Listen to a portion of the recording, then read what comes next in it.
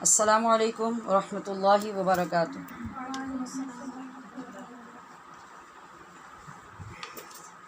ہمارا آج کا سبق شروع ہو رہا ہے حسب معمول اپنی اچھی اور خوبصورت نیتوں کے ساتھ، تو توجہ فرمائیے اور اپنی زبان سے دل کو ہم نوا بنا کر اپنی نیتوں کو دہرائیے، اللہ کی بارگاہ میں پیش کیجیے۔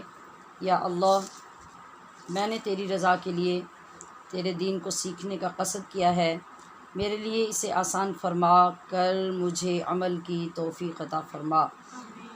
ہر روز سبق بغور سننے، سمجھنے اور یاد کرنے کی بھرپور کوشش میں میری مدد فرما۔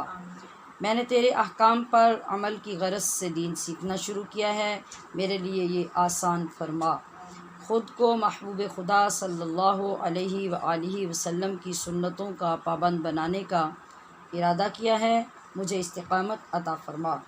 عمل صالح میں اپنے ساتھ ایک صالح جماعت تیار کرنے کا تجھ سے وعدہ ہے، میری مدد فرما۔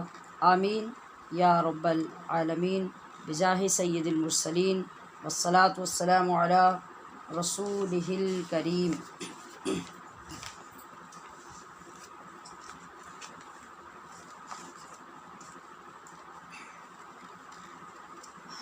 جی، سبق کی مشق کے لیے آپ کے پاس لیڈ پینسلز ہونی چاہیے، کاغذ ہونا چاہیے، اگر سپارہ موجود ہے پھر بھی جو الفاظ پڑھے جا رہے ہوں روزانہ کی طرح ان پہ آپ اپنے مخصوص نشان لگائیے، جہاں سے آپ کے وقف کا، اعادے کا اور جو قاعدہ بتایا جا رہا ہو اس کا آپ کو پتہ چلتا رہے۔ اعوذ باللہ من الشیطان الرجیم، اعوذ باللہ من الشیطان الرجیم، بسم اللہ الرحمن الرحیم، بسم اللہ الرحمن الرحیم، والذین والذین یرمون، یرمون، یار نہیں کہنا، را میں مشابہت تکرار جو زبان پہ لڑکھڑاہٹ پیدا ہوتی ہے اس کا پیدا ہونا ضروری ہے، اور را کی آواز آنی چاہیے۔ والذین میں واو پور اور زال باریک ہے، یرمون میں یہ یہ آواز آنی چاہیے، یرمون ایسے نہیں، اور اس کو پر بھی ہونا ہے، یرمون یرمون، یرمون یرمون، ازواجہم، ازواجہم، ازواجہم، ازواجہم، ولم یکن لہم، ولم یکن لہم، ولم میں جو آپ نے دیکھا میم ساکن ہے، اس پر بھی اظہار ہوتا ہے۔ کل تک ہم نون کے اظہار کی بات کر رہے تھے، آج یہ میم کا بھی تھوڑا سا آغاز کر دیتے ہیں تاکہ یہ بھی ذہن میں آ جائے کہ میم کا بھی قاعدے ہوتے ہیں۔ مین قاعدے جو بیان ہوتے ہیں تجوید میں وہ میم اور نون کے ہوتے ہیں، ان کی ہر حالت کا قاعدہ الگ الگ سے بیان ہوتا ہے اور سب سے زیادہ اس کی ضرورت بھی ہوتی ہے۔ تو میم ساکن ہے، میم ساکن کے بعد جو ہیں وہ 29 میں سے 26 حروف ہوتے ہیں، جب یہ آئیں تو ان کے آنے کی وجہ سے میم پر اظہار ہوتا ہے، جیسے ولم، ولم، ولم نہیں پڑھنا اس کو، تو یہ ہم نے اظہار کیا ہے۔ یکن لہم، یہ اصل میں تھا یکن لہم، تو قاعدہ یہ ہے کہ نون ساکن اور نون تنوین کے بعد لام اور را، میں نے کیا بولا؟ لام اور را، یہ دو حرف جب آ جائیں تو یہاں پر غننے کے بغیر وہ جو نون کی آواز ہوتی ہے اس کو لام اور را میں ملا دیا جاتا ہے، ضم کر دیا جاتا ہے، گم کر دیا جاتا ہے، اس کو کہتے ہیں ادغام کرنا۔ تو اس طریقے سے یہ پڑھتے ہیں، ہم اس کو کبھی بھی یکن لہم نہیں پڑھیں گے، ہماری آواز ہوگی ولم یکن لہم، ولم یکن لہم، یعنی آواز ایسی ہوگی کہ جیسے نون ہے ہی نہیں لیکن لکھنے میں نون ہوگا۔ ولم یکن لہم ولم یکن لہم، شہداء، شہداء،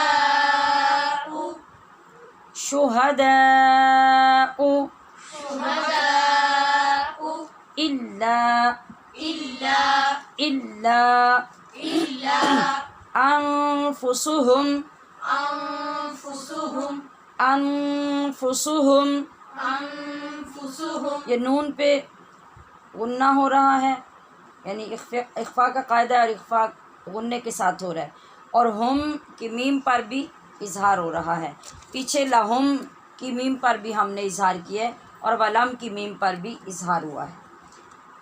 انفسهم أنفسهم فشہادت فشهادة فشہادت فشهادة فشہادت فشهادة احدہم أحدهم احدہم أحدهم اربع أربع ارونی اربع أربع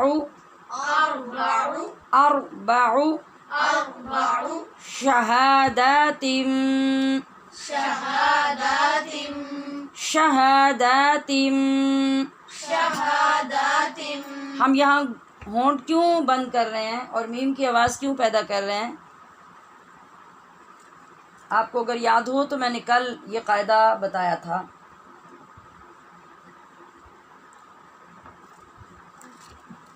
جنون تنوین کے بعد با ہے اور اس کو حرف اقلاب کہتے ہیں، اس کی وجہ سے جو نون ہوتا ہے وہ میم میں بدل جاتا ہے، اس لیے ہم پڑھ رہے ہیں شہاداتم شهادات باللہ بالله باللہ بالله انہ، إنه جس طرح یہاں غنہ کیے بعد میں مشق کرتے ہوئے بھی غنہ مکمل ہی رہے گا، انہ نہیں پڑھنا، انہ إنه لمن الصادقین، لمن الصادقين صا کے لیے ہونٹ گول نہیں کیجیے، لمن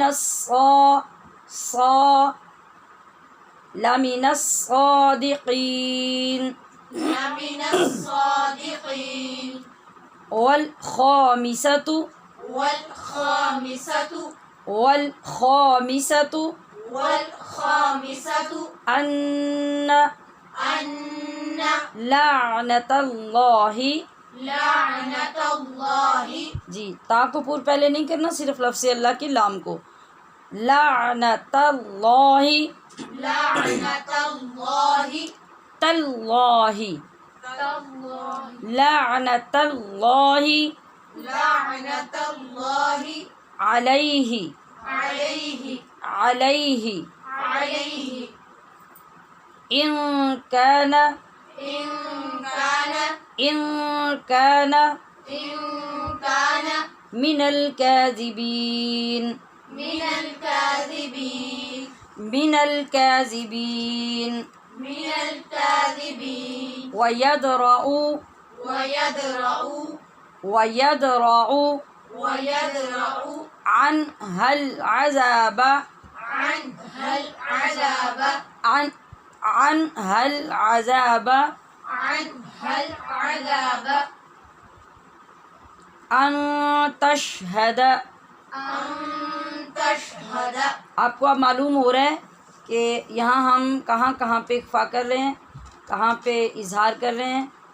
اس آیت کو ہم نے شروع کیا تو وَيَدْرَعُ، یہاں پہ دال ساکن ہے اور اس پہ ہم نے قلقلہ کرنا ہے۔ کل ہم نے پڑھا تھا کہ 5 حروف قلقلہ ہوتے ہیں جن پر ہم آواز کو ٹکرا کر ادا کرتے ہیں مخرج میں، وید راؤ نہیں پڑھیں گے، تو یہ قلقلہ ہوا۔ اور عنہا یہاں نون ساکن پر اظہار حلقی ہوا، اور آگے ان تشہد یہاں پہ اخفا ہوا غنے کے ساتھ، اربع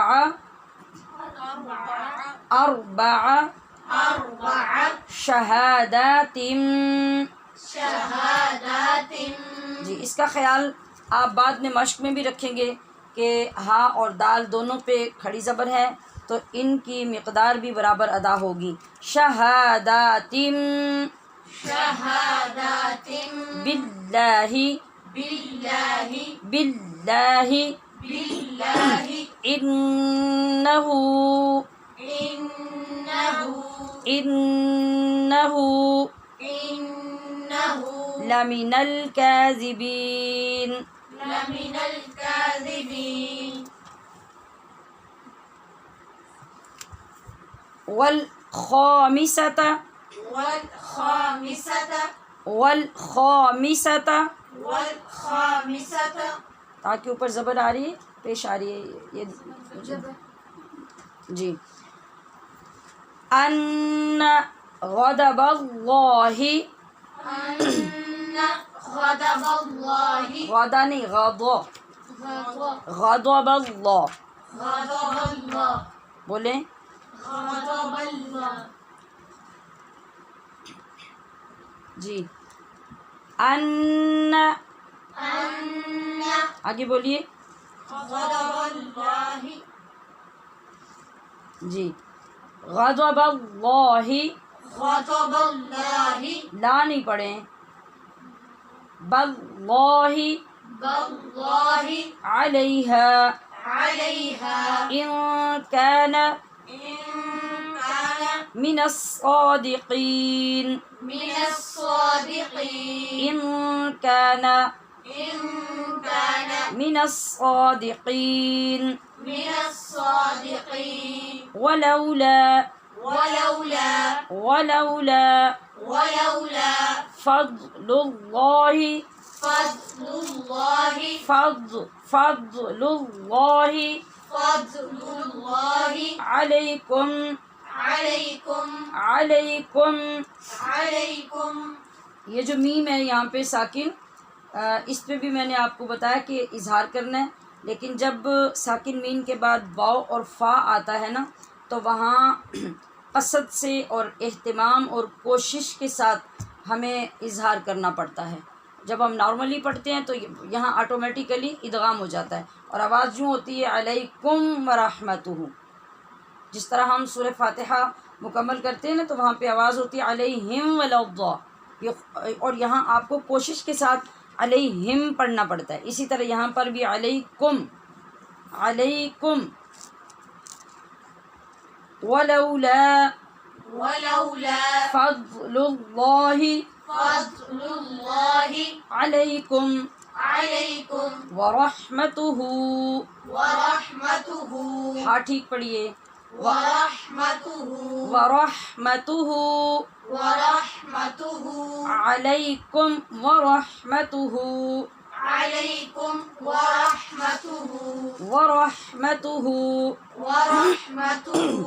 وَأَنَّ اللَّهَ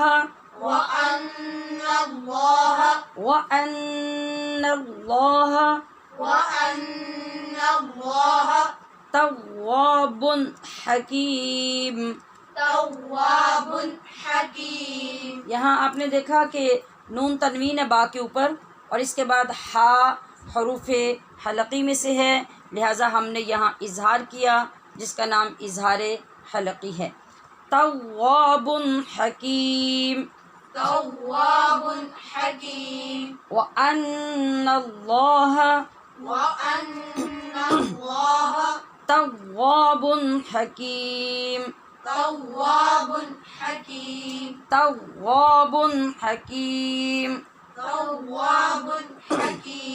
جی والذین یرمون ازواجہم والذین یرمون ازواجہم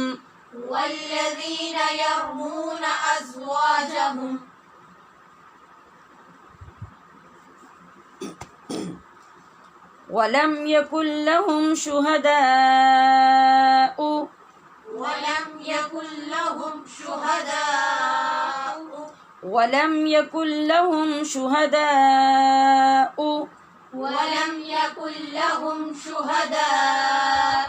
إلا أنفسهم إلا نہیں بولیں، میں روزانہ سمجھاتی ہوں کہ جب الف کی آواز ہوتی ہے تو اس کو لمبا کر کے روکا کیجئے اور اس کے بعد پھر دوسری جگہ پہ حمزہ جو آئے گا اس کو پھر سے اپنے مخرج سے ادا کیجئے۔ الا انفسا یہ غلط ہے، إلا أنفسهم إلا أنفسهم إلا أنفسهم إلا أنفسهم فشهادة أحدهم فشهادة أحدهم فشهادة أحدهم وشهادة أحدهم أربع شهادات بالله أربع شهادات بالله. اب بعد میں آپ نے پڑھتے ہوئے اس کو اربعو نہیں پڑھنا، یہاں پھر آگے واو لگ جائے گی اور یہ غلط ہو جائے گا. اس کو بالخصوص توجہ میں رکھیے. اربع شہادات باللہ. أربع شهادات بالله اربع شہادات باللہ أربع شهادات بالله إنه لمن الصادقين إنه لمن الصادقين. والخامسة أن لعنة الله عليه والخامسة أن لعنة الله عليه والخامسة أن لعنة الله عليه والخامسة أن لعنة الله عليه إن كان من الكاذبين إن كان من الكاذبين إن كان من الكاذبين إن كان من الكاذبين. ويدرأ عنها العذاب أن تشهد. ويدرأ عنها العذاب أن تشهد. ہم نے دال ساکن کیوں کیا؟ وقف کرنے کی وجہ سے. ویسے یہاں وقف نہیں ہے، ہم رکنا چاہ رہے ہیں کہ آگے زیادہ ہماری آیت لمبی نہ ہو جائے، تو ہم نے یہاں پہ رکنے کے لیے دال کو ساکن کیا. اب آگے پڑھنے کے لیے ہم دیکھیں گے کہ جملے کا معنی کہاں سے درست ہوتا ہے، وہاں سے ہم اعادہ کریں گے. وَيَدْرَأُ عَنْهَا الْعَذَابَ أَن تَشْهَدَ. ويدرأ عنها العذاب أن تشهد. أن تشهد أربع شهادات بالله إنه لمن أن تشهد أربع شهادات بالله إنه لمن. اب یہاں لمن پہ میں نے جو وقف کیا ہے یہ ہوتا ہے اضطراری وقف، یعنی اگر یکدم آپ کو کسی جگہ سے کسی وجہ سے رکنا پڑ جاتا ہے تو فوری طور پہ آپ کو پتہ ہو کہ اب میں نے یہاں کیا چینج لانا ہے. مطلب اگر آپ کی سانس رک رہی ہے، پرابلم ہو رہا ہے اور آپ آگے نہیں بڑھ رہے تو پھر آپ اس کو لامی نہ کہہ کے نہیں چھوڑ دیں گے. یہاں آپ کو یہ پتہ ہوگا کہ آپ نے فوری طور پہ کیا کرنا ہے، تو آپ کو یہ کرنا ہوگا کہ آخری حرف کو ساکن کرنا ہوگا، تو لامی نہ کی بجائے لمن کہنا ہوگا، تو پھر مناسب پیچھے سے آ کے آپ کو اعادہ کرنا ہوگا. ان تشهد اربع شهادات بالله انه لمن الكاذبين. أن تشهد أربع شهادات بالله إنه لمن الكاذبين. اب ہم اگر درمیان میں اس کو دو طرح مطلب دو جگہ پہ کر کے پڑھنا چاہتے ہیں، آدھا آدھا، پھر ان تشهد اربع شهادات. أن تشهد أربع شهادات اربع شهادات بالله انه لمن الكاذبين. أربع شهادات بالله إنه لمن الكاذبين. والخامسة أن غضب الله عليها. والخامسة أن غضب الله عليها. والخامسة أن غضب الله عليها. والخامسة أن غضب الله عليها. إن كان من الصادقين. إن كان من الصادقين. إن كان من الصادقين. إن كان من الصادقين ولولا فضل الله عليكم ورحمته ولولا فضل الله عليكم ورحمته. جی ہاں پہ آپ نے توجہ دینی ہے کہ اس کو ساکن ظاہر کرنا ہے، تو کہہ کے نہیں چھوڑ دینا. ورحمته ورحمته ولولا فضل الله عليكم ورحمته ولولا فضل الله عليكم ورحمته وأن الله تواب حكيم. وأن الله تواب حكيم. حکیم نہیں، حکیم. حكيم. تواب حکیم. تواب حكيم. جی اب آپ نے مشق کر لی، اب توجہ سے سن لیجئے. بسم اللہ الرحمن الرحیم. والذین یرمون ازواجهم ولم یکن لهم شہداء الا انفسهم فشہادة احدهم 4 شہادات باللہ انه لمن الصادقین والخامسة أن لعنة الله عليه إن كان من الكاذبين ويدرأ عنها العذاب أن تشهد 4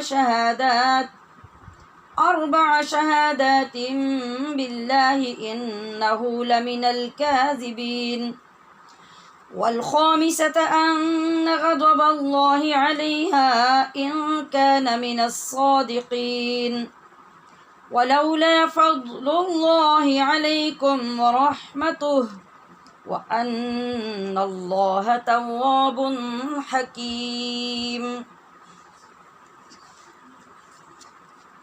ترجمہ. والذین،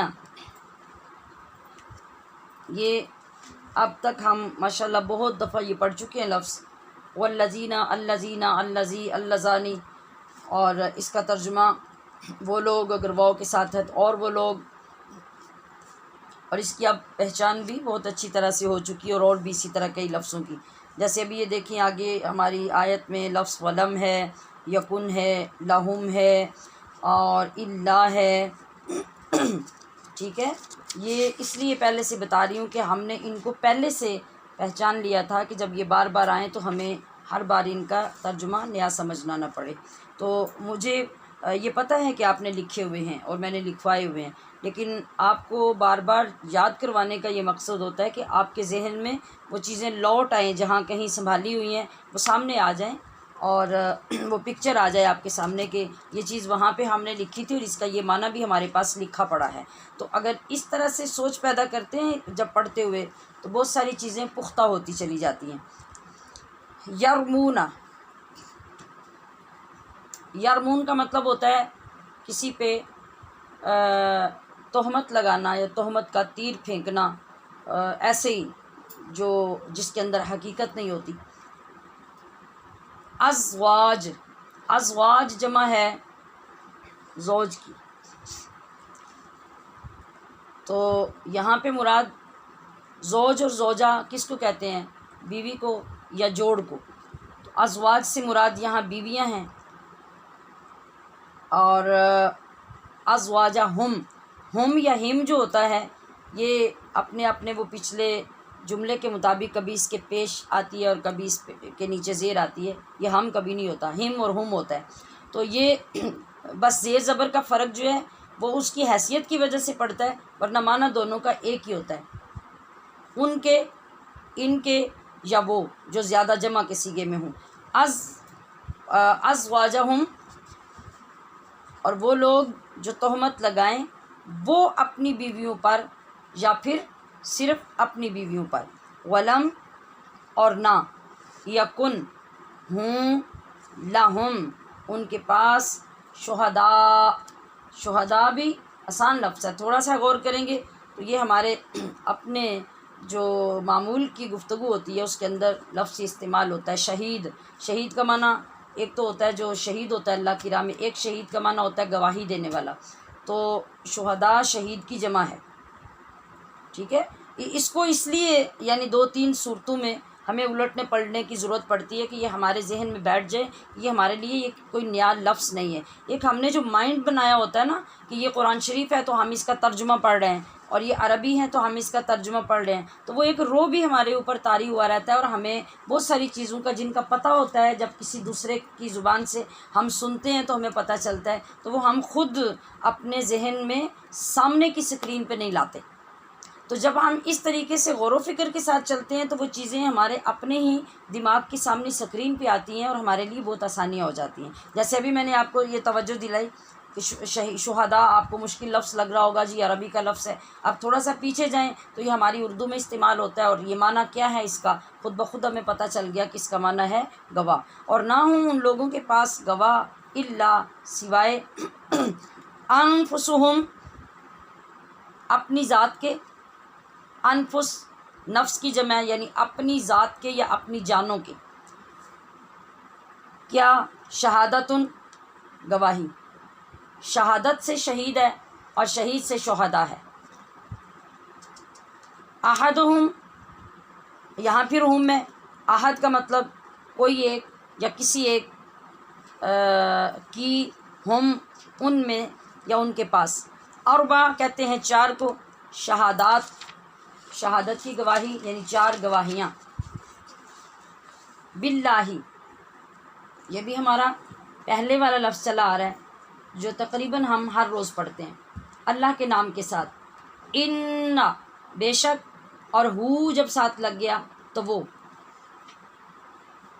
لمن لا کا مطلب ضرور، من کا مطلب میں سے، ضرور میں سے، الصادقین سچوں، جملہ کیا بنا کہ بے شک وہ ضرور سچوں میں سے ہے۔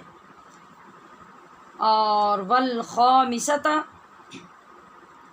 اور 5ویں بار وہ کیا کہے، انا یہ کہ لعنت ہو اللہ اللہ کی، علیہ اور علیہم، یہ بھی ہم کئی مرتبہ پیچھے لفظ پڑھ چکے ہیں، علیہم ہو تو ان پر، علیہ ہو تو اس پر، ان کانا اگر وہ ہو، من الکاذبین، من کا مطلب میں سے، اور کاذبین جھوٹے یا جھوٹوں یعنی جھوٹوں میں سے، وَيَدْرَأُ اور دور کر دے گی، عنہا اس عورت سے، العذاب سزا، ان تشہدا کیا چیز دور کر دے گی کہ وہ گواہی دے دے، 4 بار، شہاداتن گواہیاں، باللہ اللہ کے نام کے ساتھ، انہو کہ بے شک وہ، یہ پھر پیچھے والا لفظ ہے، وہاں تھا لامین الصادقین، یہاں ہے لامین الکاذبین، ضرور میں سے ہے، الکاذبین جھوٹوں یعنی ضرور جھوٹوں میں سے ہے، والخامسۃ اور 5ویں بار وہ یہ کہے کہ انا یوں کہ،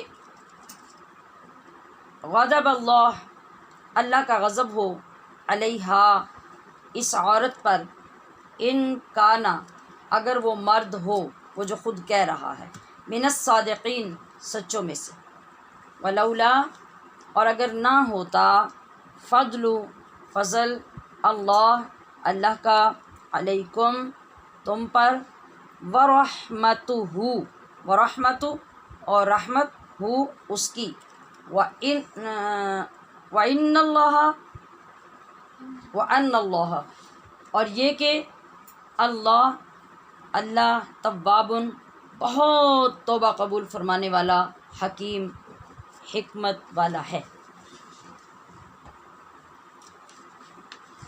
یہ ہماری آج کی تلاوت ہے اور اس کی مشق ہے، جو آپ کو اس کے ساتھ قواعد بتائے گئے ہیں توجہ کے لیے ان کو یاد کرنا ہے، اور اب اس کی ضروری تفسیر۔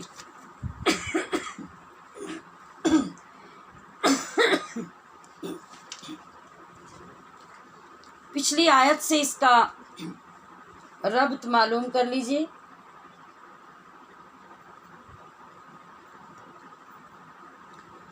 پچھلی آیت میں زنا کا ذکر تھا اور ان لوگوں کا ذکر تھا جو کسی پاک دامن پر اور بے خبر پر تہمت لگاتے ہیں تو ان کی سزا کیا ہوتی ہے، اور وہ کیا سزا تھی؟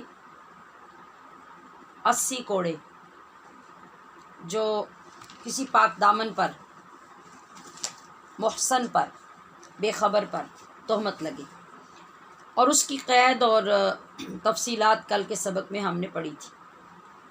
تو اس تہمت لگانے والے پر 80 کوڑے سزا ہوگی، اور اس کی ڈیٹیل بھی ہم نے کل پڑھی تھی۔ اب اس کی ایک اور نو بیان ہو رہی ہے زنا کی، اور زنا کی تہمت کی۔ وہ یہ ہے کہ والذین یرمون ازواجہم، کہ وہ لوگ جو اپنی ہی بیویوں پر تہمت لگائیں زنا کی۔ پہلے تو یہ تھا اجنبی عورتیں، غیر عورتیں، کوئی بھی جو ان کی اپنی بیوی کے علاوہ ہو اس پہ وہ تہمت لگائیں۔ لیکن اب سین چینج ہے، اب ایک شوہر اٹھ کر اپنی بیوی پر جب زنا کی تہمت لگائے گا، اب کیا ہوگا؟ تو اس آیت کا شان نزول یہ ہے، ایک جگہ پہ تو ہے کہ حضرت عبداللہ بن عباس روایت کرتے ہیں کہ ایک صحابی سعد بن عبادہ حضور صلی اللہ علیہ وسلم کی بارگاہ میں حاضر ہوئے، اور پچھلی آیت کریمہ انہوں نے جو سنی تو انہوں نے حیران ہو کر کہا کہ یا رسول اللہ، واقعی ایسی ہی آیت نازل ہوئی ہے؟ آپ علیہ الصلوۃ والسلام نے ارشاد فرمایا کہ ہاں، گویا آپ کے جواباً اس طرح فرمانے کا مطلب یہ تھا کہ جیسے ان کو یقین نہ آ رہا ہو۔ تو انہوں نے عرض کی کہ یا رسول اللہ، آپ حق ہیں، اور آپ کے ساتھ جو کلام اترا وہ حق ہے، اور آپ کو بھیجنے والی ذات بھی حق ہے۔ تو میں تو اس بات پر حیران ہوں۔ وہ کس بات پر؟ کہ انہوں نے اپنی بیوی پہ زنا کی تہمت لگائی، حضور نے فرمایا کہ گواہ لاؤ ورنہ تم پہ حد قائم ہوگی۔ کون سی حد؟ جس کا ہم نے کل ذکر کیا تھا، حد قذف۔ انہوں نے عرض کی یا رسول اللہ، کوئی شخص اپنی عورت کو کسی مرد کے ساتھ اس حال میں دیکھے تو کیا وہ گواہ ڈھونڈنے جائے گا؟ آپ علیہ الصلوۃ والسلام نے پھر وہی جواب ارشاد فرمایا۔ اس بات کو تھوڑا ہی عرصہ گزرا کہ ایک رات آپ کے ایک اور صحابی ہلال بن امیہ، رات کے وقت وہ اپنے کھیتوں سے سارے دن کے بعد کام سے واپس لوٹتے، ایک دن وہ ذرا جلدی رات میں آ گئے، تو انہوں نے اپنی اہلیہ کے ساتھ کسی آدمی کو دیکھا اور سب کچھ اپنے کانوں سے سنا، اور صبح وہ تمام واقعہ لے کر حضور کی بارگاہ میں حاضر ہوئے اور عرض کر دیا۔ آپ علیہ الصلوۃ والسلام کو یہ واقعہ سن کر بڑی کوفت ہوئی، اور جب انہوں نے آ کر ہلال بن امیہ نے وہ سارا سین اپنی بیوی کا، بدکاری کا، زنا کا، غیر مرد کا اپنے گھر میں اور موجود، اور ان کی ہر گفتگو کا ذکر جب اس طرح حضور کی بارگاہ میں کر دیا، تو جو لوگ پاس بیٹھے تھے وہ بڑے پریشان ہو گئے کہ پہلے یہ واقعہ ہو چکا اور نبی علیہ الصلوۃ والسلام نے اس شوہر سے گواہ مانگے تو اس کا کوئی حل نہیں ابھی تک ہوا، تو اب ہلال کے پاس بھی تو کوئی گواہ نہیں ہے، اب اس پر بھی حد قذف جاری ہو جائے گی۔ مگر وہ بہت پرعزم تھے اور پر یقین تھے، وہ کہہ رہے تھے کہ اللہ ضرور کوئی راستہ نکالے گا۔ مطلب ایسا نہیں ہو سکتا کہ اتنا بڑا ظلم اور اتنی بڑی زیادتی کسی کی عزت کے ساتھ، کسی کے گھر کے ساتھ ہو تو اللہ پاک اس کا کوئی حل شریعت میں عطا نہ کرے۔ ذرا سین دیکھیے، آپ ذرا تصور میں لائیے کہ وہ زمانہ کیسا تھا اور وہ لوگ کس قدر مقدر کی بلندیوں پر فائز تھے، کہ ادھر تو ان کے چھوٹے چھوٹے سے گھروں میں ایک عام بندہ جو لوگوں کی نظر میں ہے، اس کے گھر میں ایک واقعہ پیش آتا ہے۔ عام کہنے کا مطلب یہاں پہ یہ نہیں کہ وہ حضور علیہ الصلوۃ والسلام کے صحابہ ہیں، میرا مطلب یہ کہ وہ اپنی زندگی میں جیسے ہم عام زندگی گزار رہے ہیں اس طرح ہر گھر کے معاملات ہیں، لیکن آقا دو عالم علیہ الصلوۃ والسلام کے زمانے کی برکت سے، آپ کے امتی ہونے اور سب سے بڑھ کر صحابی رسول صلی اللہ علیہ وسلم ہونے اور آقا علیہ الصلوۃ والسلام کے زمانہ اقدس کے ہونے کی وجہ سے آپ ذرا دیکھیے کہ ان لوگوں کی شان کیا ہے، ان کا مقام کیا ہے۔ اور ذرا اس وقت کو یاد کیجئے کہ جب ایک گلی میں کوئی ایسا واقعہ ہو گیا ہوگا جو پہلے نہیں ہوا ہوگا اور اب اسلام کے زمانے میں اس کا اسلام کے مطابق حل چاہیے ہوگا، تو وہ لوگ کتنے پریشان ہو کے غور کر رہے ہوں گے، سوچ رہے ہوں گے، ایک دوسرے سے پوچھ رہے ہوں گے، اور کیا ان کا مقام ہوگا کہ ان کے گھر کے مسئلے کی وجہ سے رب جبریل امین کو نازل کر رہا ہوگا، قرآن نازل ہو رہا ہوگا، حضور پہ وحی نازل ہو رہی ہوگی۔ کبھی ایمان کی حالت میں اس محبت کے ساتھ سوچئے، غور کیجئے کہ وہ منظر کیسا ہوگا، وہ مقام کیسا ہوگا، وہ لمحات کیسے ہوتے ہوں گے جب وہ بندہ جس کے ساتھ ایک مسئلہ پیش آیا وہ حضور کے قدموں میں بیٹھا ہو، وہ آ کے ذکر کرنے لگا ہو، وہ اپنی بات بتانے لگا ہو، لیکن اوپر سے کیا ہو کہ اس پریشانی کے حل کے لیے اللہ رب العزت جبریل کو بھیجیں اور وہ قرآن کی آیات نازل کریں، اور پھر اس ایک صحابی یا اس ایک حضور کے غلام کے بدلے میں اور اس کی وجہ سے اللہ قیامت تک کے لوگوں کے لیے وہ نظام نازل فرما دیں کہ ہمیشہ لوگ اس سے استفادہ کریں گے، اس سے فائدہ حاصل کریں گے۔ اب کیا ہوا؟ وحی نازل ہونے لگی تو آپ نے فرمایا اے ہلال مبارک ہو، اللہ نے تمہاری نجات کی صورت پیدا فرما دی۔ پھر یہ آیت مبارکہ پڑھ کر سنائی اور ان کی بیوی کو بھی بلا بھیجا۔ جب وہ آ گئیں تو نبی علیہ الصلوۃ والسلام نے یہ آیت مبارکہ ان کو بھی پڑھ کے سنائی، وہ صحابی کی بیوی جن کے اوپر تہمت لگی تھی۔ پھر آپ نے دونوں میاں بیوی کو وارن کیا کہ جو کچھ تم بولو گے اس کو سوچ سمجھ کے بولنا کہ آخرت کا عذاب دنیا کے عذاب سے بہت سخت ہے، بہت سخت ہے۔ لہٰذا آج دنیا کی فکر کرتے ہوئے اپنے لیے آخرت کا عذاب لازم نہ کر لینا، اس کی فکر رکھو اور اللہ سے ڈرو۔ حضرت ہلال نے کہا کہ اے اللہ کے نبی، میں نے جو کہا سچ کہا۔ عورت پھر بولی کہ یہ جھوٹ بولتا ہے، یعنی وہ جھٹلا رہی تھی اور یہ بول رہے تھے۔ انہوں نے جو دیکھا تھا وہ حضور کی بارگاہ میں بیان کر رہے تھے اور عورت ماننے کے لیے تیار نہیں تھی۔ یہ معلوم ہے اور انڈرسٹوڈ بات ہے کہ اتنا بڑا ظلم کر کے، جرم کر کے انسان اتنی جلدی مانتا کب ہے۔ پھر حضور علیہ الصلوۃ والسلام نے آیت مبارکہ میں مذکورہ طریقے کے مطابق دونوں سے 4 مرتبہ گواہی دی۔ آپ نے ابھی آیت سنی، ترجمہ سنا کہ کیا انداز تھا گواہی کا۔ فرمایا گیا کہ خلاصہ ترجمے کا یہ ہے کہ جو مرد اپنی بیویوں پر تہمت لگائیں، تہمت لگانے کا مطلب یہ نہیں ہے کہ وہ ایسے ہی اٹھ کے خواہ بغیر کسی وجود کے کوئی بات کر دیں، جیسا کہ وہ آ کے کسی حاکم، قاضی، یا وہ زمانہ نبی علیہ الصلوۃ والسلام کی بارگاہ کا تھا، وہاں حاضر ہوئے اور انہوں نے کہا کہ میں نے اپنے گھر میں اپنی بیوی کو اس حال میں دیکھا، فلاں غیر مرد کے ساتھ دیکھا اور عین زنا کی حالت میں دیکھا۔ اب جو شریعت کا پہلے حکم نازل ہو چکا تھا کہ اس کے لیے 4 عینی شاہد چاہیے، جب وہ صحابی آ کے بیان کر رہے ہیں تو نبی علیہ الصلوۃ والسلام ان سے گواہ طلب کر رہے ہیں، تو آپ عرض کرتے ہیں کہ یا رسول اللہ، یہ کیسے ممکن ہے کہ ایک آدمی کی عزت لٹ رہی ہو، اس کا گھر برباد ہو رہا ہو، اور وہ اپنی بیوی کو اس حال میں دیکھ کے وہ لوگوں کو اکٹھا کرنے جائے گا۔ ایک تو یہ کہ یہ چیز ہی تک اس کے منافی ہے عزت کے، غیرت کے، اور دوسری بات یہ کہ جب تک میں 4 لوگوں کو اکٹھے کروں گا، کیا جب ان کو یہ خبر ہو جائے اور نہ بھی ہو تو کیا وہ اسی حالت میں وہاں انتظار کریں گے، وہاں رہیں گے جو 4 لوگ اکٹھے ہو سکیں گے؟ تو اس کا یہ مطلب نہیں کہ صحابی معاذ اللہ وہ زیادہ سمجھدار ہو گئے تھے اور نبی علیہ الصلوۃ والسلام کو وہ دلائل دے رہے تھے، اور آقا علیہ الصلوۃ والسلام کو ان چیزوں کے بارے میں توجہ نہیں تھی یا آپ کے نوٹس میں یہ چیزیں نہیں تھی۔ جب ایک سین بنانا ہوتا ہے نا اللہ پاک نے، جب ایک ماحول کریٹ کرنا ہوتا ہے، اور جب ایک نظام ایسا پائیدار دینا ہوتا ہے جس نے پوری دنیا تک چلنا ہوتا ہے، تو پھر اس کے لیے اس کا پس منظر پہلے بنایا جاتا ہے، پھر وہ ماحول کریٹ کیا جاتا ہے، پھر وہ مکالمہ ہوتا ہے، پھر وہ چیزیں سامنے لائی جاتی ہیں، اور وہ اس لحاظ سے ایک پختہ روایت بن جاتی ہے جو پھر آگے سینہ بسینہ چلتی چلتی آج جیسے ہمارے تک پہنچی اور مزید آگے قیامت تک چلتی رہے گی۔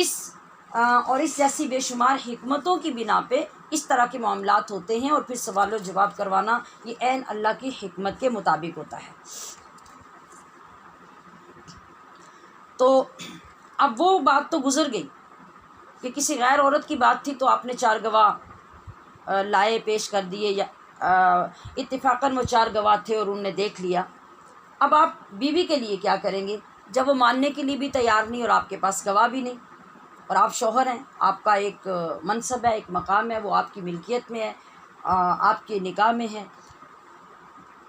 تو اللہ تبارک و تعالیٰ نے جب اچھی طرح اس پریشانی کے پیدا ہونے کے بعد لوگوں کی نظر اپنے فیصلے کی طرف لگوا لی، لوگ متوجہ ہو گئے، تو پھر اللہ پاک نے یہ احکام نازل فرمائے کہ اب یہ طریقہ ہوگا کہ جب ایک مرد آ کے یہ کہے کہ میں نے اپنی بیوی کو اس طرح زنا کی حالت میں کسی کے ساتھ دیکھا، اور بیوی نہیں مانتی، اگر تو مان جاتی ہے تو بات ختم ہے، پھر یہ کچھ نہیں ہوگا۔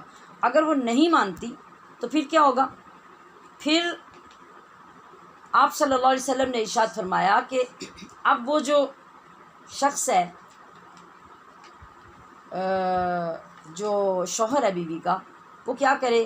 فشہادت احدہم 4 شہادات باللہ، وہ اللہ کے نام کی 4 مرتبہ قسم کھا کر کہے انہ لمن الصادقین، کہ میں جو کچھ کہہ رہا ہوں میں سچ کہہ رہا ہوں، میں نے اپنی آنکھوں سے دیکھا ہے، اس بندے کو بھی دیکھا ہے، اس بندے کے نام کا بھی علم ہے، اور میں نے جو کچھ کہا میں نے سچ کہا۔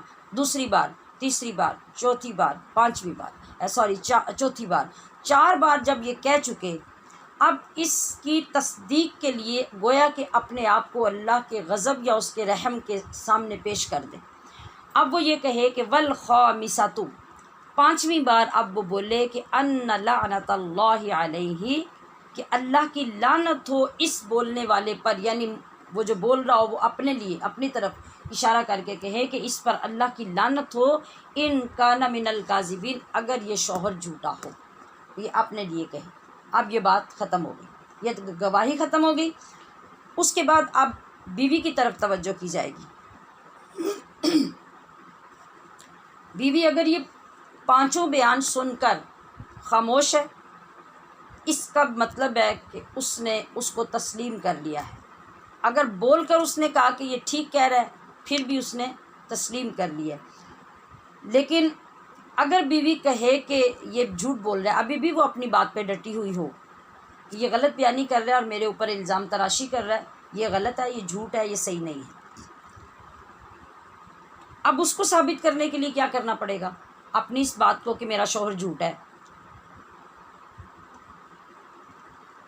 اور وہ بات جب کرے گی تو اس کے کرنے کی وجہ سے جو آخرت کا یہ جو سزا تھی، اس کی جو زنا کی ملنی تھی، وہ سزا ٹل جائے گی، یعنی وہ شریعت پھر اس کو سزا نہیں دے گی، کیونکہ اب اس نے اپنے آپ کو خود لعنت کے لیے پیش کر لیا۔ تو کیا کہنے سے اس کی دنیا کی سزا رک جائے گی؟ ان تشہد 4 شہادات باللہ، وہ بھی مرد کی طرح 4 بار اللہ کے نام کے ساتھ قسم کھائے۔ کیا قسم کھائے؟ انہ لمن الکاذبین، پہلی مرتبہ بھی کہے کہ میں اللہ کی قسم اٹھا کے کہتی ہوں کہ یہ میرا شوہر جھوٹا ہے، دوسری بار، تیسری بار، چوتھی بار، 4 بار یہ بھی اس چیز کی گواہی دے، اور پھر 5ویں بار والخامسۃ ان غضب اللہ علیہا، اور 5ویں بار یہ کہے کہ اللہ کا غضب ہو اس عورت پر، یعنی مجھ پر، ان کان من الصادقین، اگر میرا شوہر سچا ہے۔ اب اس نے بھی اپنے آپ کو لعنت کے لیے اللہ کے حضور پیش کر دیا۔ ٹھیک ہے، یہ خلاصہ ہو گیا ہمارے اس مضمون کا۔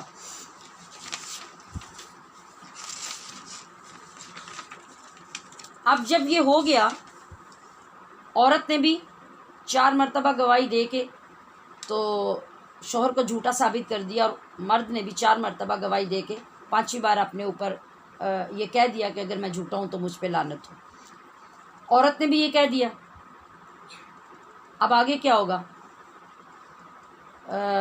جس وقت وہ عورت آئی، آپ علیہ الصلوۃ والسلام نے جب دونوں کے سامنے یہ آیت پیش کی اور دنیا اور آخرت کے عذاب کا کمپیریزن کر کے بتایا، جب 4 بار وہ کہہ چکی تو حضور صلی اللہ علیہ وسلم کا یہ جملہ سن کر آپ نے فرمایا کہ اگر تو نے 5ویں بار بھی یہی بات کر دی جو اس کے شوہر نے کی تھی تو سمجھ لینا کہ آخرت کا عذاب لازم ہو جائے گا.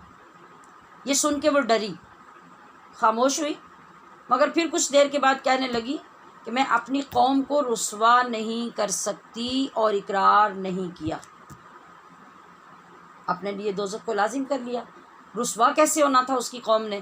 اس طرح کہ جب اس کا زنا قبول ہو جاتا، مطلب مان لیا جاتا، تو وہ جرم قبول کر لیتی تو اس کے بدلے میں اسے سنگسار کیا جانا تھا، کیونکہ وہ شادی شدہ تھی. اب جب سنگسار ہونا تھا تو زمانے نے جمع ہونا تھا اس کو پتھر مارنے کے لیے، اور دنیا نے دیکھنا تھا کہ یہ کس قبیلے کی عورت ہے. اس نے کہا کہ میں اپنے قبیلے کو شرمسار نہیں کروا سکتی، لہٰذا اس نے جانتے ہوئے یہ جھوٹی بات کہہ دی. بہرحال اس انداز گفتگو سے یا اس انداز گواہی سے کیا ہوگا کہ عورت دنیا کی سزا سے تو بچ جائے گی، مگر آخرت کا عذاب اس کے لیے لازم ہو جائے گا کہ اس نے وہ خود لازم کیا اپنے اوپر کہہ کے. البتہ اس کے بعد شریعت کا حکم یہ ہے کہ قاضی یا حاکم ان دونوں مرد و عورت یعنی میاں بیوی میں جدائی کر دیں گے. طلاق خلا کچھ نہیں ہوگا، بلکہ اب قاضی خود جدائی کر دے گا اور وہ اعلان کر دے گا کہ آج کے بعد یہ میاں بیوی نہیں ہیں اور ان کے اندر جدائی کر دی جاتی ہے. اور پھر یہ ایسی جدائی ہوگی کہ پھر زندگی میں کبھی وہ نکاح نہیں کر سکتے. مطلب 3 طلاقوں کے بعد بھی ایک حل ہے، کیا ہے کہ حلالہ کے بعد دوبارہ پہلے شوہر سے نکاح ہو سکتا ہے. اگر طلاق رجعی ہے تو رجوع کرنے کے بعد آپ اکٹھے رہ سکتے ہیں. طلاق بائنہ ہے تو پھر دوبارہ نکاح کر کے آپ رہ سکتے ہیں.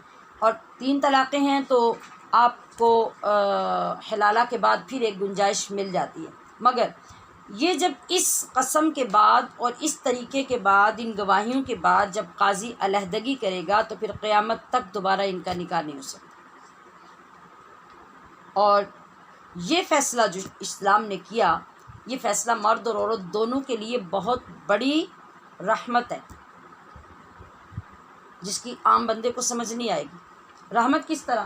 آج آپ اگر اپنے کلچر کو دیکھیں، جو ہماری جو برادریوں کے سسٹمز ہیں ان کو اگر آپ دیکھیں تو ایک لڑکی جو ساری زندگی کسی شخص کے ساتھ ایک دن رہنے کا تصور نہیں کر سکتی، جو رسومات ہیں برادریوں کی وہ وہاں پر اس عورت کو باندھ دیتی ہیں کہ اس نے اگر 100 سال بھی جینا ہے تو وہیں رہنا ہے. یعنی وہ ظلم وہ ستم آج بھی عورت کے اوپر کیا جاتا ہے. پھر اسی طریقے سے اگر ایک عورت اپنے شوہر کے ساتھ رہتی ہے، اس کے اوپر کیا ظلم و ستم شوہر کرتا ہے وہ اس کے سوا کوئی نہیں جانتا. عورت کبھی بھی اپنا گھر خراب کرنے کے لیے تیار نہیں ہوتی، یعنی جب تک اس سے بن پڑتا ہے وہ نبھاتی ہے. اور اگر وہ اس بات پہ بزید ہو جاتی ہے کہ اس نے اس گھر میں نہیں رہنا، اس شوہر کے ساتھ نہیں رہنا، تو اس کا کیا مطلب ہے؟ اس کا مطلب یہ ہے کہ وہ یا تو اتنا ظلم برداشت کر چکی ہے، یا اتنی نفرت برداشت کر چکی ہے، یا پھر اس کے کریکٹر سے وہ اتنی متنفر ہو چکی ہے کہ اب وہ اس کے ساتھ نہیں رہنا چاہتی. مگر یہاں کیا ہوتا ہے؟ ادھر سے دادا جان، ادھر سے نانا جان، ادھر سے ماموں جان، ادھر سے چچا جان، ادھر سے محلے کے جو پنچایت کے لوگ ہیں وہ سارے آ کے مل کے اس لڑکی کے اوپر اتنا پریشر ڈالتے ہیں، اتنا پریشر. اب وہ کیا کرے؟ اب وہ سارے، کوئی اس کو اپنی داڑھی کا واسطہ دے رہا ہے تو کوئی بالوں کا دے رہا ہے تو کوئی چادر کا دے رہا ہے. اس کی زندگی سے کسی کو کوئی غرض نہیں ہے تو وہ زندگی کیسے گزارے گی؟ تو اب کیا ہوتا ہے کہ پھر جب اس کو وہیں جا کے رہنا ہوتا ہے تو اب بھی کون جانے، وہ سارے تو فیصلہ کر کے اپنے گھر میں چلے گئے. وہ جو ساری زندگی پھر سسرال والوں کے یا شوہر کے یا ساس کے یا دوسرے لوگوں کے جو تانے سن سن کے زندگی گزار رہی ہے، اس کا کس کو پتہ ہے؟ اگر یہاں ایسے ہوتا، سوچئے ذرا ایک لمحے کے لیے کہ اگر اللہ پاک یہ قانون نہ بناتا، اتنا کچھ شوہر دیکھ کے وہ کس طریقے سے اس بیوی کو برداشت کرے گا، اس کو پاس رکھے گا؟ اگر پھر برادری والے مل کے کہتے ہیں جی تمہارے بچے ہیں، تمہاری یہ بیوی ہے، تم اس کو پاس رکھو اور ہمارے لیے یہ کرو، ہمارے لیے وہ کرو، تو پھر اب نہ تو وہ عورت اس مرد کے پاس رہے گی اس شرمساری کی وجہ سے، ندامت کی وجہ سے، اور اس ایک گندے غلیظ فعل کی وجہ سے، اور نہ ہی مرد یہ برداشت کرے گا جس نے اپنی آنکھوں سے سارا کچھ دیکھا ہوگا کہ وہ اب ساری زندگی اس عورت کے ساتھ گزارے۔ تو اللہ کریم نے وہ فیصلہ کر دیا کہ جب یہاں تک نوبت آ جائے گی کہ واپسی کا کوئی راستہ نہیں، تو پھر ہمیشہ کے لیے ان کو جدا کر دیا جائے گا۔ آخر میں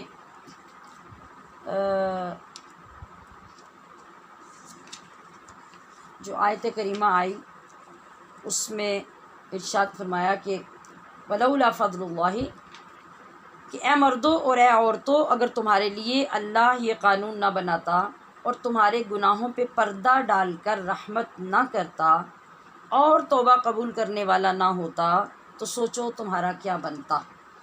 تو یہ بھی اللہ نے بہت بڑا فضل کیا، جس نے ایک پاکیزہ نظام کو برقرار رکھنے کے لیے اس گندگی کو نکال دیا۔ اچھا، اب یہ جو سارا سلسلہ ہوا ہے، یہ جو گفتگو ہوئی ہے اور یہ قسم کھائی گئی اور اس کے بعد لعنت کے لیے پیش کیا گیا، اس سارے عمل کو کہتے ہیں لعان کرنا۔ کیا کہتے ہیں؟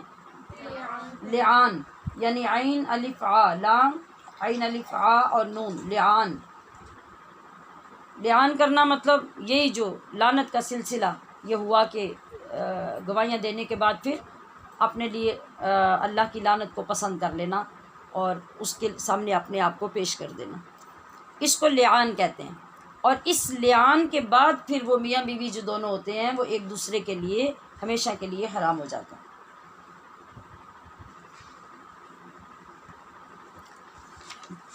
جی، تو اس دیواجی زندگی کے اعتبار سے یہ مسئلہ بھی آپ کے لیے بہت امپورٹنٹ تھا، آپ اس کو ضرور ذہن نشین کیجئے، اور ایسی چیزیں جو قدم قدم پہ ہمیں فیس کرنی پڑتی ہیں زندگی میں، ان کا علم ہمارے اوپر فرض بھی ہوتا ہے۔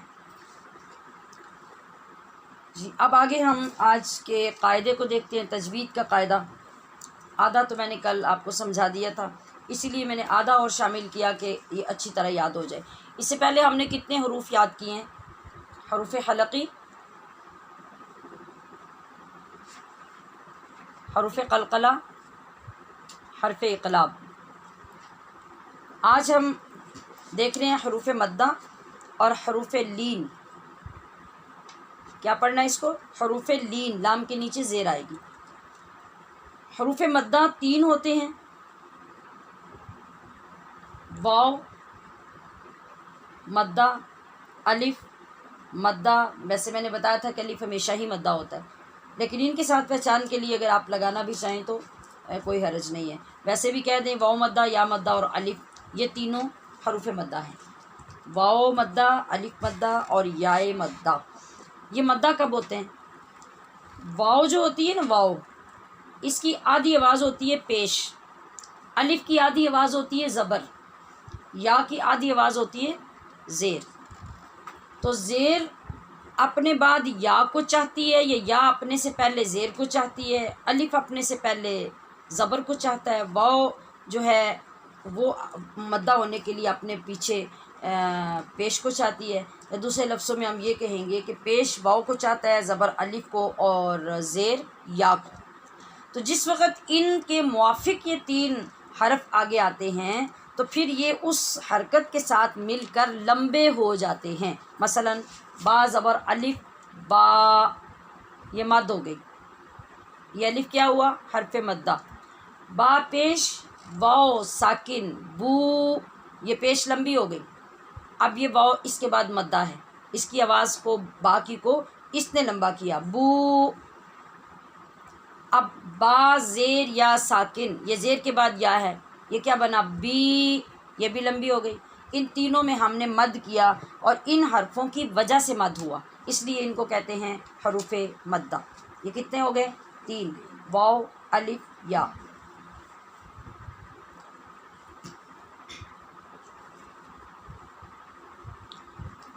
دوسری قسم کے حروف ہیں حروف لین۔ لین کا مطلب ہوتا ہے نرمی۔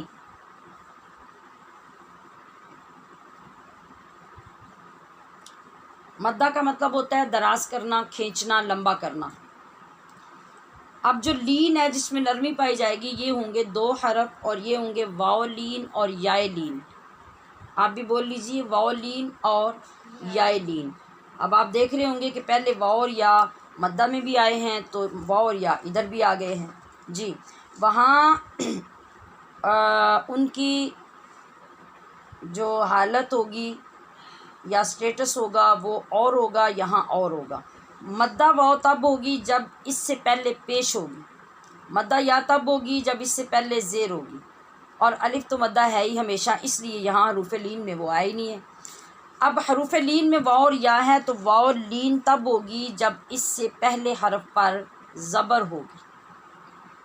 فرق پہچان لیجئے، مدہ واو میں پہلے حرف پہ پیش، اور لین واو میں اس سے پہلے حرف پر زبر۔ اسی طرح یا جب لین ہے تو یہ ساکن ہوگی اور اس سے پہلے زبر ہوگی، یا زیر نہیں ہوگی، زبر ہوگی۔ اب ان کی آواز کیسے ہوگی؟ با زبر واو باؤ، یا با زبر واو، یہ بھی جوڑ اتنا کافی ہے، اور با زبر واو ساکن کہیں تب بھی ٹھیک ہے۔ آواز کیا ہوگی؟ باؤ باؤ، لمبی نہیں کرنی، باؤ۔ اور یا سے بھی پہلے جب زبر ہوگی تو یہ یا بھی لین ہوگی، اس کو پڑھیں گے با زبر یا ساکن بائی، باؤ بائی بائی۔ آواز کھولنا ہے زبر کی وجہ سے، اور آواز کو کھول کر ادا کرنا ہے، بئی بئی نہیں کرنا۔ واؤ یہ ہم نے جب پہلے پڑھنا ہے، اس کو بھی آواز کو اٹھانا ہے زبر کی وجہ سے، باؤ باؤ نہیں، باؤ باؤ، بائی تاؤ تئی ساؤ سئی۔ یہ جو 2 حرف پڑھے جا رہے ہیں یہ حروف لین ہیں، اور با بو بی تا تو تی یہ کیا ہے؟ یہ حروف مدہ ہے۔ اب میں نے آپ کو مثالیں بھی دے دی ساتھ، اب آپ اس طریقے سے ان کو اچھی طرح سے ذہن نشین کیجئے، اور جب آپ سبق یہ مشق کریں گے نا جو بھی کی گئی ہے، اس میں سے آپ اپنے طور پہ ڈھونڈیے گا کہ یہاں پہ واو مدہ کہاں ہے، یا مدہ کہاں ہے، واو لین کہاں ہے، یا لین کہاں ہے۔ تو الف تو جب بھی زبر کے بعد آئے گا وہ ہو گئی مدہ، اس کو ڈھونڈنے کی ضرورت نہیں پڑے گی۔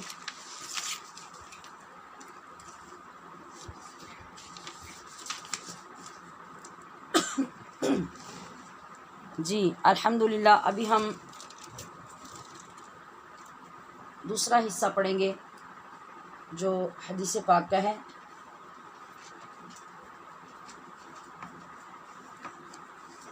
آج کی حدیث پاک بھی اللہ کے فضل سے جو ہمیں پڑھنی نصیب ہو رہی ہے وہ ہمارے لیے اپنے اندر بہت سے پہلو اصلاح کے رکھتی ہے، بلکہ اس پر عمل آپ کر کے اگر کامیاب ہو جائیں تو بہت سارے اعمال ایک طرف، اور اس حدیث پہ عمل ایک طرف ہوگا۔ حدیث کیا ہے؟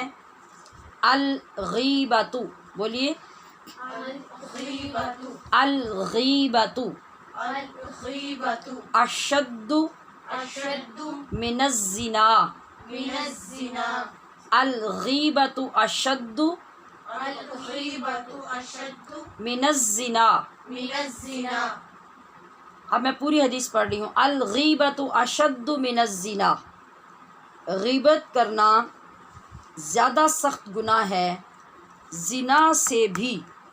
یہ میں نے ضمنی طور پہ پچھلے سبقوں میں بات کی تھی، بس ایک ہمارے ہاں ایک چیز جو ذہنوں میں بیٹھ گئی ہوئی ہے اس لحاظ سے، دوسرے یہ کہ وہ بظاہر بے حیائی نظر آتی ہے، اس وجہ سے جتنا برا اور جتنا قبیح انسان زنا کو سمجھتا ہے شاید دنیا میں کسی اور چیز کو نہیں سمجھتا، اور یہ ہے ہی اتنا غلیظ اور گندہ کام ہے۔ اب ہم اس کو تسلیم کیسے کر لیتے ہیں کہ ہمیں وہ نظر آتا ہے، اس کے جو برے اثرات بعد میں آتے ہیں وہ بھی نظر آتے ہیں، اور جو اس سے عزت اور بندے کی جو ناموس ہے وہ خاک میں جو مل جاتی ہے وہ بھی نظر آتی ہے. اس وجہ سے اس پر عمل کرنا، سمجھنا اور اس سے بچنا، اس کی بہت ساری وجوہات ہوتی ہیں. ہمارا موضوع ہے غیبت. حدیث پاک میں آ رہا ہے کہ غیبت کا گناہ زنا سے بھی بڑا ہے، مگر ہمارے ہاں تو غیبت کے لیے کوئی ٹینشن ہی نہیں ہے، کوئی پریشانی نہیں ہے. ہم تو دن میں نہ جانے صبح اٹھنے سے رات تک کتنے لوگوں کو نشانہ بناتے ہیں اور کیا کیا کر جاتے ہیں، کیا کیا کہہ جاتے ہیں، اور ہمیں احساس تک بھی نہیں ہوتا. جبکہ ہمارے نبی صلی اللہ تعالی علیہ وسلم کے در دولت پر ایک خاتون وہ آتی ہیں، وہ بھی خاتون باہر سے نہیں ہیں بلکہ حضرت عائشہ صدیقہ رضی اللہ تعالی عنہا. آپ حضرت صفیہ کے بارے میں کچھ کہہ دیتی ہیں، تو آپ علیہ الصلوۃ والسلام ان کو بھی اس سے اتنا ناپسندیدگی کا اظہار کرتے ہیں. آپ فرماتے ہیں کہ عائشہ تم نے ایسی بات کی کہ اگر یہ سمندر کے اندر ڈال دی جائے تو سارا سمندر کڑوا ہو جائے. اور پھر ایک خاتون آئی اور وہ مڑ کر جب واپس جا رہی تھی تو حضرت عائشہ نے ہی یہ فرمایا کہ اس کا قد کتنا چھوٹا ہے. بس یہ اتنی بات انہوں نے کی تو آقا صلی اللہ علیہ وسلم نے فرمایا کہ عائشہ یہ بھی غیبت ہے. ٹھیک ہے، پہلے ہی میں اس کی جو نزاکت ہے اور یعنی اس کے ایک معمولی سا جو پہلو ہے وہ بھی اتنی بڑی غلطی کا سبب بنتا ہے، یعنی گناہ میں آتا ہے. اور آقا علیہ الصلوۃ والسلام وہ کتنی احتیاط سے حضرت عائشہ صدیقہ کو بھی وہ باور کروا رہے ہیں کہ اتنی سی بات جو آپ کے نزدیک کوئی نہ تو غلط ہے نہ وہ کوئی ایسی بڑی بات ہے، لیکن اعمال کے اندر یہ بھی غیبت شمار ہوگی. اور یہ دراصل امت کو سمجھانے کے لیے تو یہ ساری چیزیں واقع ہوتی ہیں نا نبی کے گھر میں بھی. اور آقا صلی اللہ علیہ وسلم بھی جب بات فرماتے ہیں کبھی کسی زوجہ مبارکہ سے، کبھی اپنی لخت جگر سے، کبھی اپنے نواسوں سے، کبھی صحابہ اکرام سے، تو اس کی وجہ یہی ہوتی ہے کہ وہ چیز اور وہ تعلیم آپ کی امت تک قیامت تک پہنچتی رہے. تو ہم اس کو زیادہ اچھے سے سمجھنے کے لیے کچھ صورتوں میں تقسیم کر کے پڑھتے ہیں کہ کتنی چیزیں غیبت میں شمار ہوتی ہیں. کچھ علماء نے اس کی 6 صورتیں بیان کی ہیں. غیبت کی پہلی صورت یہ ہے کہ انسانی جسم کی بناوٹ کے متعلق بری بات کرے. اور کب کریں؟ پیٹھ پیچھے. اس کا یہ مطلب نہیں کہ کسی کے سامنے کریں گے تو جائز ہو جائے گی. مطلب یہ ہوگا کہ سامنے جو تکلیف کسی کو پہنچے گی وہ تو اس سے بھی زیادہ پہنچے گی، آپ اس کا دل دکھائیں گے. لیکن پیٹھ پیچھے کرنا بھی اتنا برا ہوگا کہ وہ غیبت کے زمرے میں آئے گا. آپ نے کسی انسان کے جسم کو دیکھا، اس کے پیروں کو دیکھا، پیر گندے تھے، کالے تھے، پھٹے ہوئے تھے، مثال کے طور پہ آپ نے اس پہ بات کر دی اس کے جانے کے بعد، اور اس کو تو کوئی بات سمجھتا ہی نہیں ہے.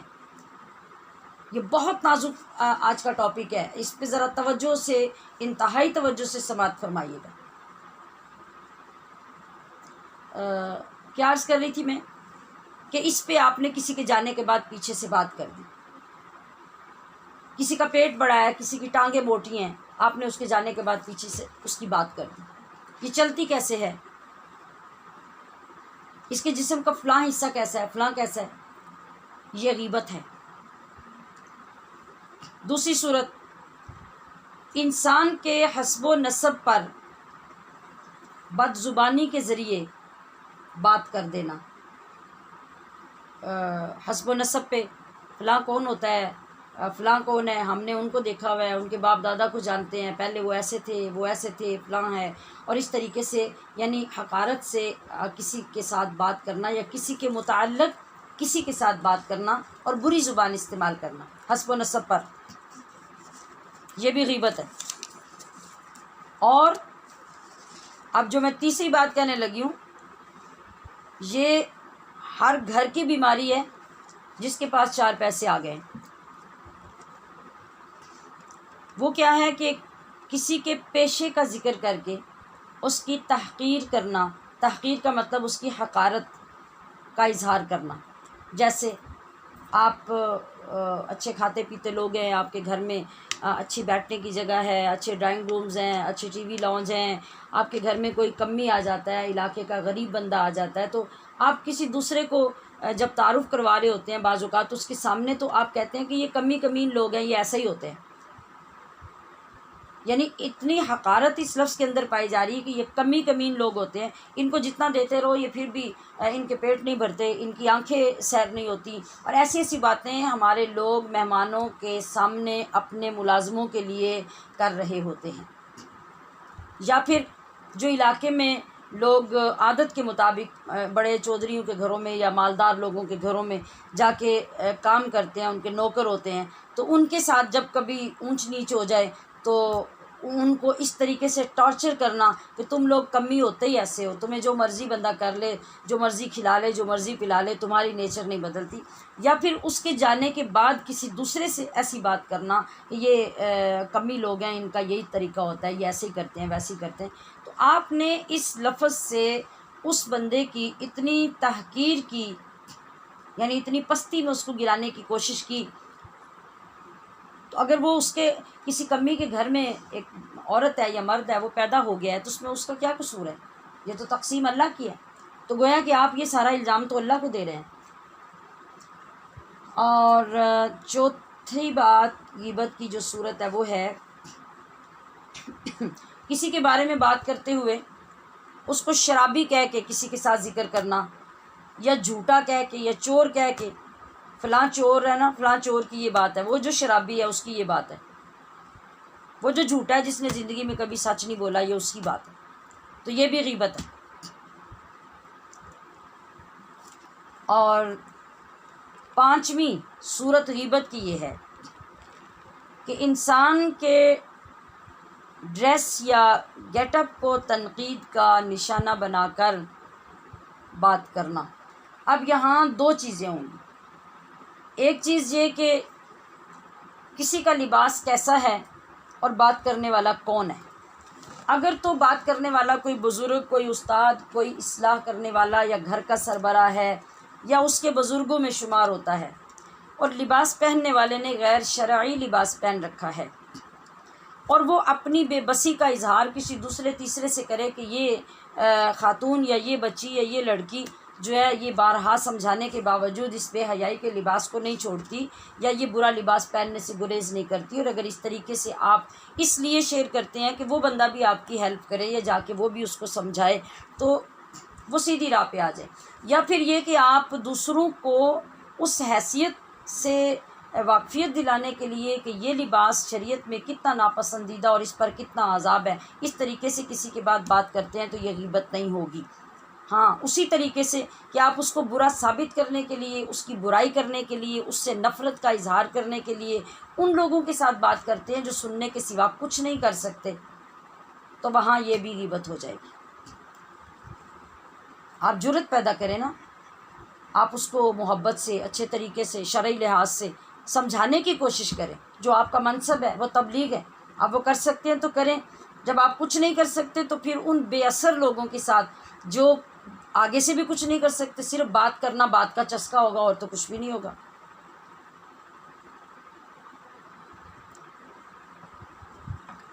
اچھا جی کتنے پوائنٹس دیے میں نے؟ 5. چھٹا پوائنٹ یہ ہے کہ اگر کوئی بندہ واقعی میں کم عقل بھی ہے، باتیں زیادہ کرتا ہے، بات سمجھتا کم ہے، تو اس کو اس کے نام کے ساتھ پکارنے کی بجائے اس کے جانے کے بعد کسی دوسرے کو پہچان کروانے کے لیے کہنا کہ وہ جو بیوقوف ہے، اس بیوقوف نے یہ بات کی، وہ جو کم عقل ہے، وہ جو سستی کی ماری ہوئی ہے. اس انداز سے جب آپ نے کسی کے جانے کے بعد بات کی تو یہ بھی غیبت ہے. یہ مین 6 چیزیں ہیں. اگر یہ 6 چیزیں ہمیں نوٹ ہو جاتی ہیں تو ان کے اندر جو چیزیں آگے اور ان کی ذیل میں آتی ہیں وہ خود بخود سمجھ آ جائیں گی. اچھا اب بات یہ ہے کہ یہ جو غیبت ہم نے کر لی خدا نہ خواستہ، تو اس کی تلافی کیسے ہوگی؟ اس کا ایک طریقہ تو یہ ہوگا، آپ اللہ سے معافی مانگنا چاہتے ہیں، آپ کو احساس ہو گیا کہ میں نے بہت لوگوں سے زیادتی کی، تو میں اللہ سے معافی مانگ لوں، عمرہ کر رہا ہوں، حج کر رہا ہوں، صدقہ کر دوں، تہجد پڑھنا شروع کر دوں، تو کرو، بہت اچھی بات ہے، سب کرو، لیکن یہ سمجھو کہ ان سب کے کرنے سے میری غیبت کا گناہ کم ہو گیا ہے، تو وہ بندہ کدھر گیا جس کو آپ نے ٹھیس پہنچائی، جس کی آپ نے دل آزاری کی، جس کے ساتھ آپ نے زیادتی کی؟ اللہ نے اس کے بھی حقوق رکھے ہیں، اور اس کو اللہ پاک نے نظر انداز نہیں کیا۔ اس نے فرمایا کہ جب تم نے اس طرح غیبت کی تو پہلے اس سے معافی مانگو، پھر میں کروں گا، اگر وہ نہیں کرے گا تو میں بھی نہیں کروں گا۔ تو اب آپ کی یہ باقی ساری عبادتیں کسی کام نہیں آئیں گی، اور آپ کی غیبت معاف نہیں ہوگی۔ تو پھر کیا کریں؟ اب اگر آپ جا کے معافی مانگتے ہیں ایسے ہی اشارے کنائے میں، اور یہ بھی ناکافی ہے، اور اگر آپ ورڈ ٹو ورڈ ہر چیز جو ہے اس کے سامنے رکھتے ہیں کہ میں نے فلاں وقت میں تمہارے لیے یہ کہا، فلاں بندے سے یہ کہا، یہ آپ کر نہیں سکتے، تو پھر کیا ہوا؟ پھر ہمارے لوگوں نے ایک شاندار ڈائلاگ تیار کر لیا، شب برات آئی تب بھی، شب معراج آئی تب بھی، اور کو حج پہ جانے لگا تب بھی، عمرے پہ جانے لگا تب بھی۔ وہ ڈائلاگ کیا ہوتا ہے؟ اچھا پھر لڑیا بولیا بخشیو، جی میرے کو کوئی غلطی ہوگی تو مینوں معاف کریو۔ یہ جو جے اور اگر کی بات ہے نا، اس سے معافی نہیں ہوگی۔ جب آپ کو پتہ ہے کہ میں نے کسی کی غیبت کی ہوئی ہے، میں نے کسی کی پیٹھ پیچھے برائی بھی کی ہوئی ہے، میں نے فلاں وقت میں اس کے ساتھ زیادتی کی ہوئی ہے، تو پھر جے کا کیا مطلب؟ یعنی جے کوئی غلطی ہو گئی ہوئی تو معاف کریو، یا لڑیا بولیا بخشیو، رات نکل جائے صبح پھر کر لیں گے۔ اس طریقے سے نہ معافیاں ہوتی ہیں، نہ گناہ بخشے جاتے ہیں، نہ بندہ کلیئر ہوتا ہے۔ ہم اس کو بناتے ہیں مذاق، اور آج کل تو حد ہوئی ہے۔ آج کل ہمارے پاس نیٹ ورک ہے، سوشل میڈیا ہے، واٹس ایپ ہے، اور اس پہ ایک اللہ کا نیک بندہ میسیج تیار کرتا ہے، پھر وہ ساری دنیا کے موبائلز پہ جاتا ہے، ہر کوئی اس کو اپنے نام کے ساتھ منسوب کر کے بنا بنایا، یعنی ریڈی میڈ توبہ آگے جاتی ہے، ریڈی میڈ وہ معذرت جو ہے وہ آگے چلتی رہتی ہے، چلتی جاتی ہے۔ نہ آپ کی وہ فیلنگز ہیں، نہ آپ کے وہ احساسات ہیں، نہ آپ کے اندر ندامت ہے، نہ آپ کے اندر افسوس ہے۔ تو یہ دیکھیں ذرا، آپ کو محسوس ہوئی کبھی کہ شیطان کی چال کیا ہے؟ کیسے اس نے آپ کو لگایا ہوا ہے؟ آپ درجنوں نہیں سینکڑوں لوگوں کو ایک دم سے انگلیاں چلا رہے ہیں، اور آپ بڑے خوش ہو رہے ہیں، لو جی ٹائم ہی نہیں لگا، کرایہ ہی نہیں لگا، کچھ نہیں ہوا، اور بیٹھے بیٹھے میں نے اتنے 100 لوگوں کو یہ فارورڈ کر دیا۔ تو ماشاءاللہ بہت بڑا دھوکہ دے لیا آپ نے اپنے آپ کو، اور شیطان بڑا خوش ہو رہا ہے آپ کے اس کام سے۔ تو پھر اگر ہم بڑی ہمت کر لیں تو پھر ہم کہتے ہیں سوری مجھ سے یہ ہو گیا، اور اگر وہ عادت کہنے کی نہ ہو تو پھر ہم معذرت سے کام چلانا چاہتے ہیں۔ تو یاد رکھیے، میں نے کہا کہ معذرت کا مطلب ہوتا ہے عذر پیش کرنا۔ آپ ایک عذر پیش کرتے ہیں معذرت کر کے، معافی نہیں مانگتے، دونوں میں ہم فرق ہی نہیں کر سکتے۔ آپ کہتے ہیں جی معذرت کا کیا مطلب؟ کہ میں عذر پیش کرتی ہوں، میرے پاس یہ عذر تھا، یہ ریزن تھا، اس لیے مجھ سے یہ ہو گیا۔ اب غیبت کے لیے آپ کیا عذر پیش کریں گے بتائیے؟ وہاں معذرت کا لفظ سوٹ ہی نہیں کرتا۔ اور سوری آپ 1001 مرتبہ تسبیح پہ بھی پڑھ دیں، ایک مرتبہ بھی آپ کی فیلنگ نہیں آئے گی کہ آپ کسی سے معافی مانگ رہے ہیں۔ کیوں؟ آپ اس لفظ کی گہرائی سے ہی واقف نہیں ہیں، کیونکہ نہ وہ آپ کی مادری زبان ہے، نہ آپ کی قومی زبان ہے۔ آپ نے تو وہ جو میاں مٹھو تھا جس نے کل شریف یاد کی تھی، اس طریقے سے آپ نے بھی سوری یاد کی ہے۔ تو وہ جب آپ کے رگو پے میں نہیں اترتی، اور وہاں سے وہ آواز نہیں نکلتی، اور وہ فیلنگز نہیں آتی، تو سوری کہنے سے معافی کیسے ہوتی ہے؟ اگر دینے والا اعلیٰ ظرفی کا مظاہرہ کرے گا بھی تو آپ کے اندر تو معافی والی کوئی فیلنگ نہیں ہے۔ ہاں، معافی مانگنے کا یا اس تلافی کرنے کا مطلب یہ ہے آپ کے نفس کو ٹھیس پہنچے. یہ ہے اصل پوائنٹ. آپ کے نفس کو ٹھیس پہنچے، آپ کی انا جھکے اور آپ کی اکڑ کم ہو. آپ اپنے آپ کو قصوروار مانیں اور پھر کہیں کہ بھئی مجھ سے یہ زیادتی ہوئی تھی تو میں معافی چاہتی ہوں. پھر آپ دیکھیے گا کہ اس وقت میں آپ کے اندر ایک ہلچل مچے گی کہ تو کیا کر رہی ہے، تجھے کیا ضرورت پڑی ہے معافی مانگنے کی. تو وار یہ ہے اصل، اور مقصد بھی اصل میں یہ ہے. اور ہمیں شیطان نے جن چیزوں پہ لگایا ہوا ہے ہمیں تو سمجھ عقل وہ آنے ہی نہیں دیتا کسی طرف سے. تو اصل معافی کیا ہے؟ جس میں شرمندگی ہو، افسوس ہو، ندامت ہو. اچھا، اب میں بتانا یہ چاہ رہی تھی کہ جب آپ لفظ پہ لفظ یہ بھی ذکر نہیں کر سکتے کہ فلاں وقت فلاں کے گھر فلاں موقع پر ہماری بات ہو رہی تھی تو میں نے ان لفظوں کے ساتھ تمہاری غیبت کی تھی، لہٰذا مجھے معافی دے دو. یہ ایک نیا فتنہ پیدا ہوگا. ہو سکتا ہے اتنی گہرائی تک اس کو پتہ ہی نہ ہو تم نے یہ کہا، بس اتنا پتہ ہو کہ تم نے اس کے خلاف بات کی ہے. اس کا طریقہ یہ ہے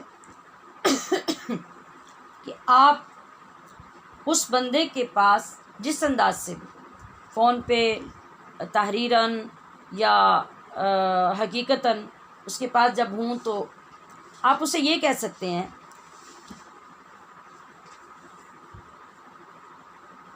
کہ کسی وقت میں یا فلاں وقت میں لوگوں سے آپ کے بارے میں کچھ مجھے غلط باتوں کا پتہ چلا تو میں نے لوگوں کی تائید کر دی، یا میں نے بھی لوگوں کی ہاں میں ہاں ملائی، یا میں نے بھی آپ کے خلاف باتیں کی، تو مجھے افسوس ہے، آپ مجھے معاف کر دیں.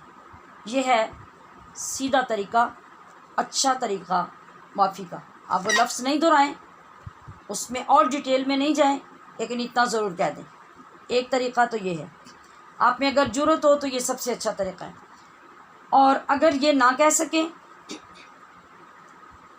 تو اس سے زیادہ جو ڈیسنٹ طریقہ اختیار کرنا چاہیں پھر آپ یوں کہہ سکتے ہیں کہ آپ کی بہن ہے، دوست ہیں، کزن ہیں، رشتہ دار ہیں، یا کوئی بھائی ہیں، یا کوئی عزیز ہیں آپ سے بڑے ہیں، جس طرح سے بھی ایسا قریبی رشتہ ہے، تو آپ انہیں یہ کہہ سکتے ہیں کہ مجھ پر آپ کے بہت سے حقوق ہیں، مگر میں شرمندہ ہوں کہ میں پورے نہیں کر سکی، لہٰذا مجھے مطلب جیسے اب رمضان آیا ہے یا کوئی شب داری آئی ہے یا عمرے پہ جانا ہے، یا ویسے ہی اللہ نے آپ کو توبہ کی توفیق دی ہے، آپ اس طریقے سے کہیں کہ مجھے آپ معاف کر دیں. اب آگے معافی کو بھی دیکھا جائے گا کہ وہ آپ کو مل رہی ہے کہ نہیں. کہہ دینا کافی نہیں ہوگا، اور اس کے لیے کچھ علامات، کچھ نشانیاں ہوں گی. یا سننے والا خاموشی اختیار کر لے اور اس خاموشی میں غصہ نہ ہو، یا وہ مسکرا دے، یا وہ صریحاً یہ کہہ دے کہ کوئی بات نہیں، میں نے آپ کو معاف کر دیا، میں نے پہلے بھی اپنے دل میں نہیں رکھا، اب بھی میں نے معاف کر دیا. تو اس طرح کا جب رسپانس آپ کو آگے سے آئے گا اس کا مطلب ہوگا کہ انہوں نے آپ کو معاف کیا ہے. اب آپ کو ریلیکس ہونا چاہیے بندے کی طرف سے.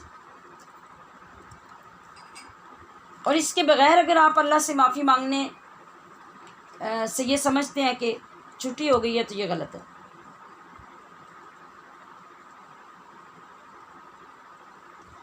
غیبت ایک کبیرہ گناہ ہے،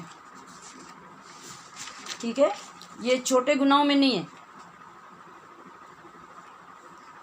اور اس سے زیادہ افسوس کی بات یہ ہے کہ وہ پھر بھی ہر محفل میں نظر آتا ہے، حتیٰ کہ مجلسوں میں، مسجدوں میں بھی یہ غیبت نظر آتی ہے. آپ ان ساری چیزوں کو چیک کر کے دیکھ لیجئے. جب مسجد میں ایک بندہ کافی دنوں بعد نماز پڑھنے آیا، روز آنے والے نے دیکھا کہ وہ آیا ہے، مسجد میں داخل ہوا ہے، جوتے اتار رہا ہے، تو یہیں بیٹھے بیٹھے کہے گا آگے جی چودھری صاحب، ٹھیک ہے، ان کی نماز اتنے دن بعد ہی ہوتی ہے، اب یہ آپ نے کیا کیا، نیکی کمائی وہاں بیٹھ کے، یہ بھی تو غیبت ہے. آپ کو زیب ہی نہیں دیتا تھا وہاں یہ بات کرنا، یہ اس کا اور اس کے اللہ کا معاملہ ہے۔ ہاں آپ نے کچھ کہنا ہی ہے تو آپ شکر ادا کریں، اس بندے کو دیکھ کے جو پابند نہیں ہے آپ کہیں کہ یا اللہ تیرا شکر تو نے مجھے 5 وقت کا پابند نمازی بنایا۔ یہ طریقہ تھا۔ تو خیر، جس طرح سے اب ہم دوسرا رخ دیکھتے ہیں، جس طرح سے 6 صورتیں غیبت کی آپ نے سماعت کی ہیں جو حرام ہیں، اب 6 صورتیں وہ بھی سماعت کر لیتے ہیں جو جائز ہیں۔ خوش ہو جائیں گے آپ کہ جائز کی بھی ہیں صورتیں کچھ۔ تو جائز کیا ہیں؟ پہلی جائز صورت یہ ہے کہ باپ کے سامنے بیٹے کی غیبت کرنا۔ غیبت کے معنی کو نہیں بھولنا۔ غیبت غیب سے نکلا ہے۔ غیبت کا مطلب ہے کہ اس کی غیر موجودگی میں کوئی بات کرنا، وہ جب وہ سنے یا اس کے سامنے کریں تو اسے دکھ پہنچے یا اس کو ناپسند ہو، ایسی بات کرنے کو غیبت کہتے ہیں۔ وہ بات حقیقت میں ہوتی ہے۔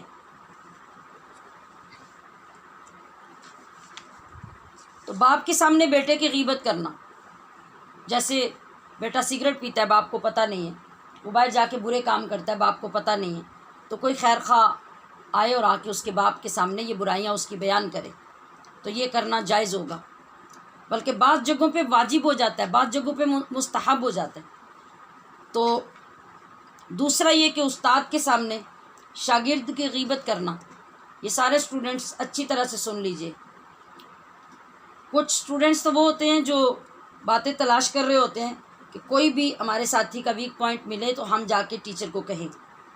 ایک تو یہ کیٹاگری ہے، اور دوسری کیٹاگری یہ ہے کہ ساتھی اپنے ساتھی کو بچانے کے لیے اس کی برائیاں اس کے اساتذہ تک نہیں پہنچاتے، جس کا نقصان کیا ہوتا ہے کہ وقت گزرنے کے ساتھ وہ ساتھی ان کا جس کو وہ بچاتے رہے وہ بہت سخت برائی کی دلدل میں گر گیا۔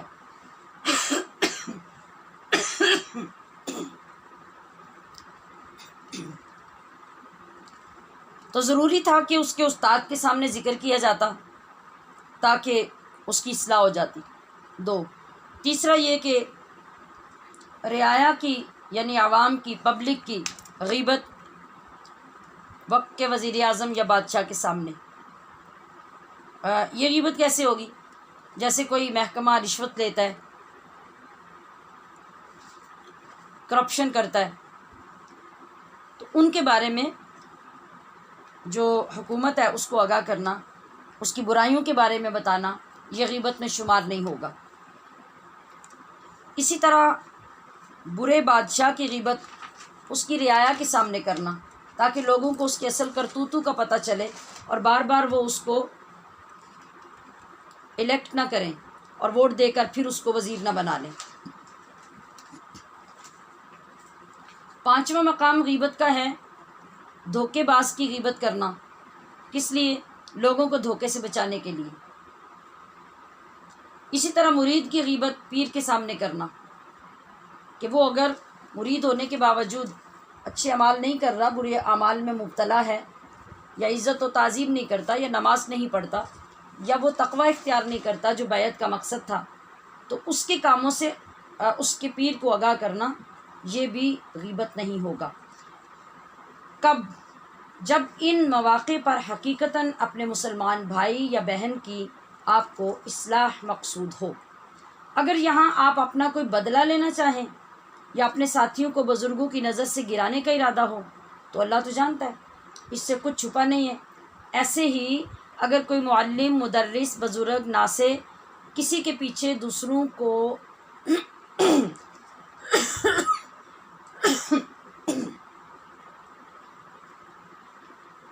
مسئلہ سمجھانے کے لیے بیان کریں تو یہ بھی غیبت نہیں ہوگی۔ یعنی یہ جو لوگ ہیں، ان لوگوں کے سامنے کسی کے پیچھے کسی کی غیبت ان کے سامنے جو کرے، ان کو اس کی برائیوں سے آگاہ کرے تو یہ غیبت بھی نہیں ہوگی۔ مطلب اگر کوئی، آپ کو جملہ سمجھ آیا؟ اگر ایک استاد ہے، ایک مرشد ہے، پیر ہے، بزرگ ہے، گھر کا سربراہ ہے، ایک بندہ بڑا اچھا، نیک، سمجھدار، دانشمند ہے، وہ اکثر دوسروں کو نصیحت کرتا ہے، ایسا بندہ لوگوں کے سامنے کسی شخص کے بارے میں کچھ بیان کرتا ہے جو غیبت میں شمار ہوتا ہے، تو اس کی غیبت نہیں ہوگی، کیونکہ وہ لوگوں کو اس کی مثال دے کر دین سکھا رہا ہے، مسئلہ سمجھا رہا ہے، اور پہچان کروا رہا ہے لوگوں کو کہ اس طرح کے لوگ نقصان دہ ہوتے ہیں اور ان سے کیسے بچا جائے یا ان کی اصلاح کیسے کی جائے۔ تو لوگوں کے سامنے اس طرح بیان کرنا غیبت نہیں ہوگی۔ اس کی مثال دیکھیے کہ ایک مرتبہ نبی علیہ الصلوۃ والسلام مسجد میں تشریف فرما تھے۔ آپ نے دیکھا کہ ایک بدو آیا اور اس نے آ کے حضور کے پیچھے نماز پڑھی۔ نماز پڑھنے کے بعد وہ دعا کرتا ہوا اٹھ کے واپس جانے لگا۔ اس کی دعا کیا تھی؟ وہ دعا یہ کر رہا تھا کہ اے اللہ مجھ پر اور محمد پر صلی اللہ علیہ وسلم، مجھ پر اور محمد پر رحم فرما اور ہمارے علاوہ کسی کو اس نعمت میں شامل نہ کرنا۔ نبی علیہ الصلوۃ والسلام نے جب یہ سنا تو آپ نے صحابہ سے فرمایا، صحابہ یہ شخص عقل مند ہے یا اس کا اونٹ اس سے عقل مند ہے؟ کیا مطلب تھا؟ مطلب یہ تھا کہ جانور بھی جو بیوقوف سے بیوقوف ترین ہے وہ بھی سمجھتے ہیں کہ اللہ کی رحمت بڑی وسیع ہے، تو یہ اللہ کی رحمت کو میرے اور اپنے ساتھ خاص کر کے دعا کر رہے ہیں، یہ کیسی دعا ہے؟ یعنی یہ وہ بندہ چلا گیا۔ اس کے بعد نبی کریم صلی اللہ علیہ وسلم صحابہ کو اس کی بے وقوفی بتا رہے ہیں کہ اس کی بے وقوفی کا اندازہ کرو۔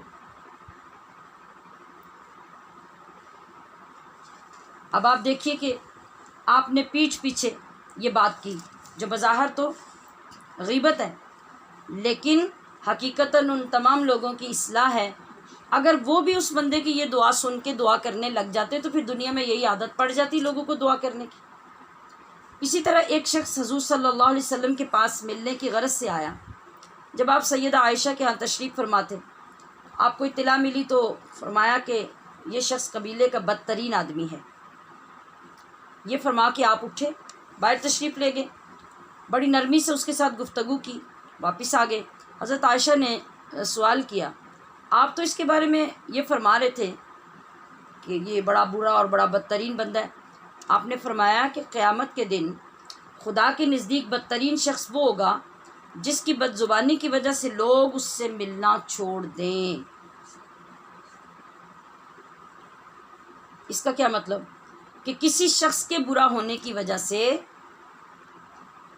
میں اس کے ساتھ برا سلوک نہیں کر سکتا، اور نہ ہی کسی اور شخص کو اس کی ذات کے ساتھ برا سلوک اس لیے کرنا چاہیے کہ یہ برا ہے۔ اسلامی تعلیمات کے منافی ہوگا اگر ہم ایسا کریں گے کہ وہ ہے بدترین ہی مگر میں اس سے بد زبانی نہیں کر سکتا۔ اور پھر حضرت عائشہ کو کیوں بتایا؟ یہ بتانے کی وجہ تھی کہ وہ محتاط رہ سکے کہ کبھی میری غیر موجودگی میں بھی کوئی بندہ ایسا آتا ہے یا کوئی بندہ کسی بندے کے بارے میں رائے مانگتا ہے تو اس کی حقیقت کا پتہ ہونا چاہیے۔ باقی آپ کو اس کے ساتھ کیا بیہیویئر کرنا ہے وہ بھی شریعت آپ کو سکھا رہی ہے۔ جب کوئی آپ کا منصب نہیں، جب کوئی آپ کا عہدہ نہیں جس میں آپ اس کی تربیت پہ مامور ہوں یا سختی کرنے پہ مامور ہوں، تو پھر آپ ایسا کچھ نہیں کر سکتے۔ آپ کو اپنے اچھے اخلاق سے اس کو بدلنا ہوگا اور اس کو اپنے قریب کرنے کی کوشش کرنی ہوگی۔ جی، تو اسی طرح سمجھ لیجئے ہر بات، اور حکم کے مختلف موقع ہوتے ہیں اور مختلف ویلیوز ہوتی ہیں جو سیکھنے پڑھنے کے بغیر ہمیں معلوم نہیں ہو سکتی۔ پوائنٹ کی طرف آتے ہیں، آپ ملاحظہ کیجئے کہ کہیں تو قرآن کریم فرما رہا ہے کہ مسلمان کی غیبت ایسے ہے جیسے اپنے سگے اور مردہ بھائی کا گوشت کاٹ کے کھانا، اور کسی جگہ فرما رہا ہے کہ غیبت جائز ہے اور کہیں فرما رہا ہے کہ غیبت کرنا ثواب ہے۔ اب ہمیں کیسے معلوم ہوگا؟ یہ ایک بہت امپورٹنٹ پوائنٹ ہے۔ اب ہمیں کیسے معلوم ہوگا ہم کنفیوز ہوں گے کہ نہیں ہوں گے؟ ادھر تو ہم نے آیت پڑھی تھی کہ اتنا سخت گناہ ہے، گناہ کبیرہ ہے اور زنا سے بھی زیادہ بدتر ہے، اور پھر یہ کہ ایسے ہے جیسے اپنے مردہ بھائی کا گوشت کاٹ کے کھانا ہے، اور یہاں پہ اس غیبت پہ ثواب بھی مل رہا ہے، اور اس غیبت کو معاذ اللہ نبی علیہ الصلوۃ والسلام خود بھی غیبت کر رہے ہیں اور لوگوں کو اس سے منع کر رہے ہیں۔ آج یہ سمجھانا اس لیے ضروری ہے کہ میں نے کل کی حدیث پاک میں بھی سمجھایا تھا، ہمارے لوگوں کا یہی وتیرہ ہوتا ہے، بات اپنی سمجھ میں نہیں آئے گی فتویٰ عالم پہ لگا دیں گے، سمجھ خود نہیں آئے گا اور اعتراض دوسرے پہ کر دیں گے۔ حالانکہ ضروری یہ ہے کہ پہلے آپ اس کو ہر اینگل سے سمجھیں، دیکھیں کہ کوئی جواز نکلتا ہے اس پہ عمل کرنے کا تو تبھی کوئی عالم دین کر رہا ہوگا، اگر نہیں کر رہا تو پھر آپ کے پاس اس سے زیادہ دلائل پہلے آنے چاہیے، پھر آپ کو اس پہ اعتراض کرنے کا حق بنتا ہے، ورنہ ایسا اعتراض قطعاً نہیں کرنا چاہیے کہ آپ وہ اعتراض کر کے خود گناہ گار بن جائیں۔ تو اب میں پوچھ یہ رہی تھی کہ ہمیں ان چیزوں کا پتہ کیسے چلے گا، ہم کیسے معلوم کریں گے کہ یہ مختلف چیزیں کیوں ہیں؟ غیبت کی بھی جا رہی ہے اور ہمیں سکھانے والے بھی غیبت کر رہے ہیں اور بتایا بھی جا رہا ہے اور قرآن یہ کہہ رہا ہے۔ تو نام تو غیبت ہوگا لیکن بندے کی اپنی اپنی ڈیوٹی اور ذمہ داری کے مطابق اس کے احکام الگ ہو جائیں گے۔ ہمیں ان کو معلوم کرنے کے لیے کسی سیکھے ہوئے کے پاس، کسی پڑھے ہوئے کے پاس بیٹھنا ہوگا اور تعلیم حاصل کرنی ہوگی، اس کے بغیر ہمیں کبھی بھی علم حاصل نہیں ہو سکتا۔ اور یہ وہ بہت بڑا پوائنٹ ہے جو لوگوں کی سمجھ میں نہیں آتا۔ آج جو ہر بندہ گھر بیٹھے ہوئے یہ فخر کرتا ہے کہ آج کون سی ضرورت ہے بات سننے کی، آج کون سی ضرورت ہے جلسوں پہ جانے کی، آج کون سی ضرورت ہے محفلوں میں مسجدوں میں جا کے بیٹھنے کی یا مدارس میں جانے کی، آج تو ہر چیز نیٹ پہ موجود ہے۔ یہی وجہ نا کہ نیٹ سے جو ہر چیز موجود آپ کو مل رہی ہے، پہلے تو آپ کے گھروں میں وہ نہیں شروع ہوئی ہے نا، اور وہ ہے بے حیائی۔ پھر لوگوں نے اسی جگہ پہ دین کو ڈالا اور اس کو خلط ملط کیا، اس لیے کہ لوگوں کو پتہ ہے کہ ہمارے عوام جدھر مرضی چلاؤ وہ چل پڑتے ہیں، وہ صرف یہ دیکھیں گے کہ بڑا خوبصورت کر کے پوسٹ بنا کے نیٹ پہ دی گئی ہے تو یہ ایک وہ عربی ہے اور عربی کے ساتھ لکھا ہے کہ یہ حدیث ہے، مگر ہمارا حال کیا ہوتا ہے؟ وہی ان دو دوستوں والا جن کی آپس میں لڑائی ہو جاتی ہے، ایک پنجابی ہوتا ہے ایک عربی ہوتا ہے، اب وہ عربی میں فر گالیاں دے رہا ہے اور یہ پنجابی میں فر گالیاں دے رہا ہے، نہ اس کی اس کو سمجھ نہ اس کی اس کو سمجھ۔ تو تھوڑی سی عقل میں بات آئی عربی طالب علم کے، وہ سوری پنجابی طالب علم کے، تو وہ گالیاں دیتا ہوا چپ کر گیا۔ تو جو پاس کھڑے تماشائی تھے انہوں نے کہا کہ ہار گیا، اس نے کہا ہارا نہیں ہوں، ایک بات ہے۔ کہا بات کیا ہے؟ کہا بات یہ ہے کہ میں سوچ رہا ہوں کہ میں کب سے گالیاں دے رہا ہوں اس کو پنجابی میں اور وہ اتنا اچھا ہے کہ وہ مجھے قرآن شریف ہی سنایا جا رہا ہے۔ ہمارا یہ حال ہے۔ اب گالیاں تو وہ بھی دے رہا تھا مگر اس کا پرابلم یہ تھا کہ اس کو چونکہ عربی آتی تھی، اس نے عربی میں ہی گالیاں بھی دینی تھی۔ تو اب یہ جو معاملات ہیں ان کو ہم کیسے سالو کریں گے اور ہمیں کیسے پتہ چلے گا؟ اسی کے لیے علم ضروری ہے، اسی کے لیے استاد ضروری ہے، اسی کے لیے ہمیں اپنی زبان میں علم کو سیکھنا ضروری ہے، اور یہ ہم نیٹ سے نہیں سیکھ سکتے اپنی مرضی سے پڑھ کے۔ ہاں نیٹ سے ہم ابھی بھی تو سیکھ ہی رہے ہیں، لیکن ہمارے پاس ایک راستہ ہے، ہمارے پاس سوال کرنے کی، جواب لینے کی ایک جگہ ہے، اور ہم سن رہے ہیں، سمجھ رہے ہیں کہ ہر چیز کی ہمارے پاس تشریح آ رہی ہے، اس کو ایکسپلین کیا جا رہا ہے، اور وہ ہمارے ذہنوں کے اندر آ رہی ہے کہ جو ہم سمجھ رہے ہیں وہ ٹھیک ہے۔ ایک مبہم چیز، ایک چھوٹی سی پوسٹ، ایک حدیث پاک، ایک جملہ نبی علیہ الصلوۃ والسلام کا جب آگے پیچھے سے نکال کے لکھ دیا جائے گا تو آپ سوچ بھی نہیں سکتے کہ اس سے کتنے فساد پیدا ہوتے ہیں۔ تو میں یہ بتا رہی تھی کہ اب نبی کریم صلی اللہ علیہ وسلم خود یہ فرما کے، اور حضرت عائشہ نے وہ سوال بھی کر دیا اور کتنا کرم کیا انہوں نے کہ ہمارے لیے وہ رہنمائی ہوگی کہ آپ نے سوال بھی کر دیا۔ تو آپ صلی اللہ تعالی علیہ وسلم نے کیا ارشاد فرمایا کہ میں ایسا نہیں کر سکتا اور کسی مسلمان کو بھی ایسا نہیں کرنا چاہیے۔ اور بعض مقامات ایسے ہوتے ہیں کہ جہاں آپ کو کسی کی غیبت کرنی پڑتی ہے، وہ لازم اور واجب ہو جاتی ہے، جائز تو دور کی بات ہے۔ تو اب ان چیزوں کے بارے میں ہمیں کون بتائے گا؟ لازمی بات ہے کوئی استاد بتائے گا۔ اور ہمیں کوئی ضابطہ قاعدہ دے گا کہ وہاں یہ مسئلہ تھا اس وجہ سے وہ حرام تھی، یہاں یہ مسئلہ ہے اس وجہ سے جائز ہے، اور یہاں یہ مسئلہ ہے اس وجہ سے واجب ہے۔ تو غیبت کر کے گویا خود ہی ہم اپنی نیکیاں پلیٹ میں رکھ کے کسی کو پیش کر دیتے ہیں۔ یہ اتنا بڑا جرم اور اتنا بڑا نقصان ہے۔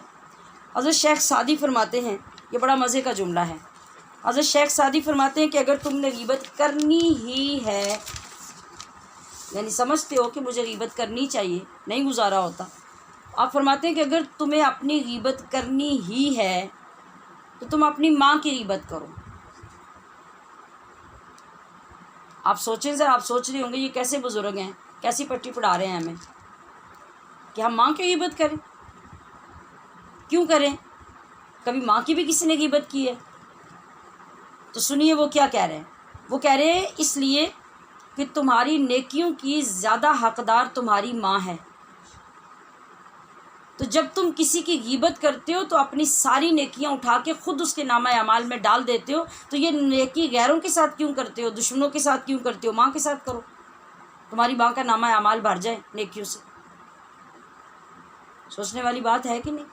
اور ہم بے خبری میں سوچیں ذرا کیا کیا کرتے ہیں، جس کو ہم دیکھنا پسند نہیں کرتے، جس سے بیٹھنا پسند نہیں کرتے، اور جو ہمیں اچھا نہیں لگتا، جس کی رائے سے ہمیں اختلاف ہوتا ہے، ہم سب سے مہنگی چیز، اپنی سب سے قیمتی کمائی کیا، نیکیاں، وہ اس کو دیتے جاتے ہیں اور اپنا بیڑا غرق کر لیتے ہیں۔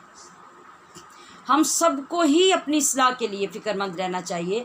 ہم میں سے کوئی بھی تو ایسا نہیں ہے جو گناہ سے پاک ہے کوئی بھی نہیں ہے۔ ہر بندے کے اپنے اپنے درجے کے مطابق گناہ ہے۔ ہر نیکی کر لینے اور گناہ سے بچ جانے کی کوشش ہی ہمیں اللہ کے قریب کرے گی، اور گناہ جتنے بھی ہوں گے وہ ہمیں اللہ سے دور کرتے جائیں گے۔ ہم جو کورس کرتے ہیں، ہم جو درس دیتے ہیں، ہم جو محفلیں کرتے ہیں، تو کورس برائے کورس نہیں ہونا چاہیے، درس برائے درس نہیں، محفل برائے محفل نہیں، بلکہ ہر کام ہمیں اللہ کے لیے، دین کے قریب ہونے اور گناہ سے نفرت اور بچاؤ کے لیے کرنے چاہیے۔ ہم جو ہر روز اتنی اچھی نیتوں کے ساتھ بیٹھتے ہیں نا، یہ بھی اللہ کی توفیق ہے، اور اس توفیق سے ہی ہماری زبان سے روزانہ اتنے اچھے کلمات نکلتے ہیں، اور اب اس سے اگلی توفیق یہ ہے کہ جو ہم زبان سے ادا کرتے ہیں وہ کما حقہ ہمیں عمل کی صورت میں نصیب ہو جائیں۔ جی، تو بہت سے لوگ ایسے بھی ہوتے ہیں جو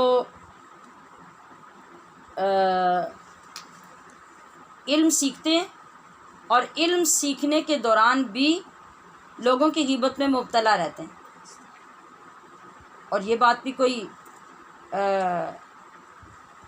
ایسی نہیں ہے تفصیل طلب کہ اب دوبارہ سے اس کو بیان کیا جائے۔ جو ہمارے شعبے ہیں، جو ہمارے بچوں کی ایجز ہوتی ہیں، جو ان کی تربیتیں ہوتی ہیں، وہ ہر شعبے میں، ہر جگہ پہ، وہ مسجد ہے، وہ دارالعلوم ہے، وہ وہاں خانہ کعبہ ہے، وہ مسجد نبوی شریف ہے، ہر جگہ پہ تو میں نے عوام کے ساتھ رہ کے دیکھا کہ ہر طرح کے لوگ، بچے، بڑے، بوڑھے، نوجوان، یہ سب ہر طرح کے لوگ ہر جگہ پہ موجود ہوتے ہیں، اور وہ اپنی اس بری عادت سے وہاں جا کے بھی باز نہیں آتے۔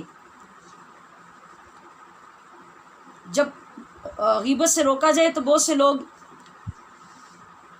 آگے سے یہ جواب دے دیتے کہ ہم کو غلط بات کر رہے ہیں، ہم جو کہہ رہے ہیں وہ سچی بات ہے۔ یعنی اگر یہ کہا جائے نا کہ غیبت مت کرو، تو وہ کہیں گے کہ ہم کوئی جھوٹ نہیں بول رہے، جو ہم کہہ رہے ہیں وہ ایسا ہی ہے۔ تو یہی بات نبی علیہ الصلوۃ والسلام کے ایک صحابی نے آپ کی بارگاہ میں عرض کی کہ یا رسول اللہ، اگر وہ بات ہمارے بھائی میں موجود ہو پھر بھی غیبت ہے، تو آپ نے فرمایا یہی تو غیبت ہے۔ اگر تم یہ سمجھتے ہو کہ وہ بات اس میں نہیں اور ہم کر رہے ہیں تو وہ غیبت نہیں، وہ تو بہتان ہے، اور بہتان اس سے بھی بڑا ہے۔ تو غیبت کرنے والا دراصل نقصان کس کا کرتا ہے؟ اپنا، یعنی وہ تو وقتی اس کو دکھ پہنچتا ہے نا جو غیبت سنتا ہے اپنی، یا لوگوں کے اندر اس کے مقام کو یہ خراب کرنے کی کوشش کرتا ہے، لیکن در حقیقت جو غیبت کا نقصان پہنچتا ہے وہ غیبت کرنے والے کو پہنچتا ہے۔ کیسے؟ ایک تو یہ کہ الغیبۃ اشد من الزنا، جو ہمارا آج کا ٹاپک ہے حدیث پاک کا، جو آپ نے یاد کرنی ہے۔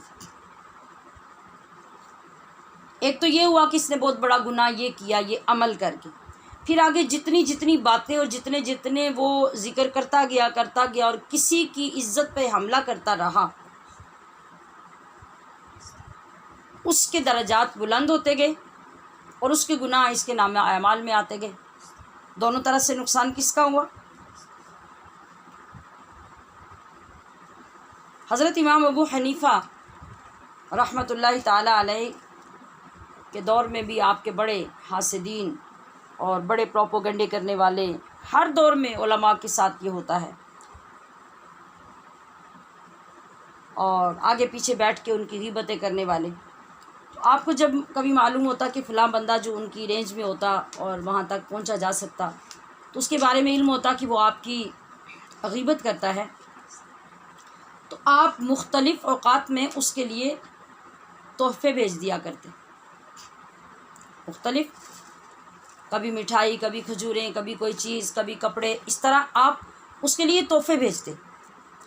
تو کسی نے سوال کیا، حضرت آپ عجیب کرتے ہیں، وہ بندہ ہمیشہ آپ کی برائی میں رہتا ہے، آپ کے لیے غیبت کرتا رہتا ہے، اور آپ اس کے لیے تحفے بھیجتے رہتے ہیں۔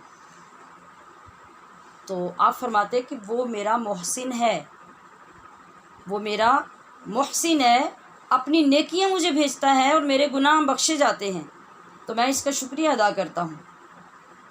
ہماری بہت سی بہنیں صرف اس لیے بھی بڑھ چڑھ کے غیبت میں شامل ہوتی ہیں کہ وہ بتا سکیں کہ مجھے کس کس کے بارے میں کیا کیا معلوم ہے۔ ایک بات کر رہی ہوگی نا کسی کی، تو دوسری آ کے کھڑی ہوگی تو وہ کہے گی، لو تمہیں کس بات کا پتہ، مجھ سے سنو، مجھے تو یہ بھی پتہ ہے، مجھے تو وہ بھی پتہ ہے۔ تو وہ صرف اس لیے انوالو ہوئی ہے کہ وہ بتا سکے کہ میری میموری تم سے زیادہ بڑی ہے، اور میرے اندر تو ایسی ہزاروں چیزیں ہیں جو تمہیں دے سکتی ہے اور وہ میں دے رہی ہوں، اور اسے یہ علم ہی نہیں کہ وہ اپنی تباہی بھی اتنے درجے اس سے آگے بڑھ کے کر رہی ہے۔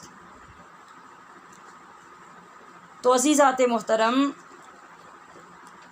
جو نقصان کی بات ہے وہ ہم خود آگے بڑھ کے کرتے ہیں، اور دوسری صورت ہمیں یہ نظر آتی ہے کہ ہم بات تو نہیں کرتے، اب بیٹھے ہوئے ہیں 2 4 6 لوگ ہمارے پاس، ہماری سہیلیاں، ہماری کزنز، ہمارے گھر کی خواتین، وہ ایک دوسرے تیسرے کی باتیں کر رہی ہیں، اور آپ ماشاءاللہ بڑے متقی پرہیزگار بن کے تو سن رہے ہیں اور آپ بولتے نہیں ہیں،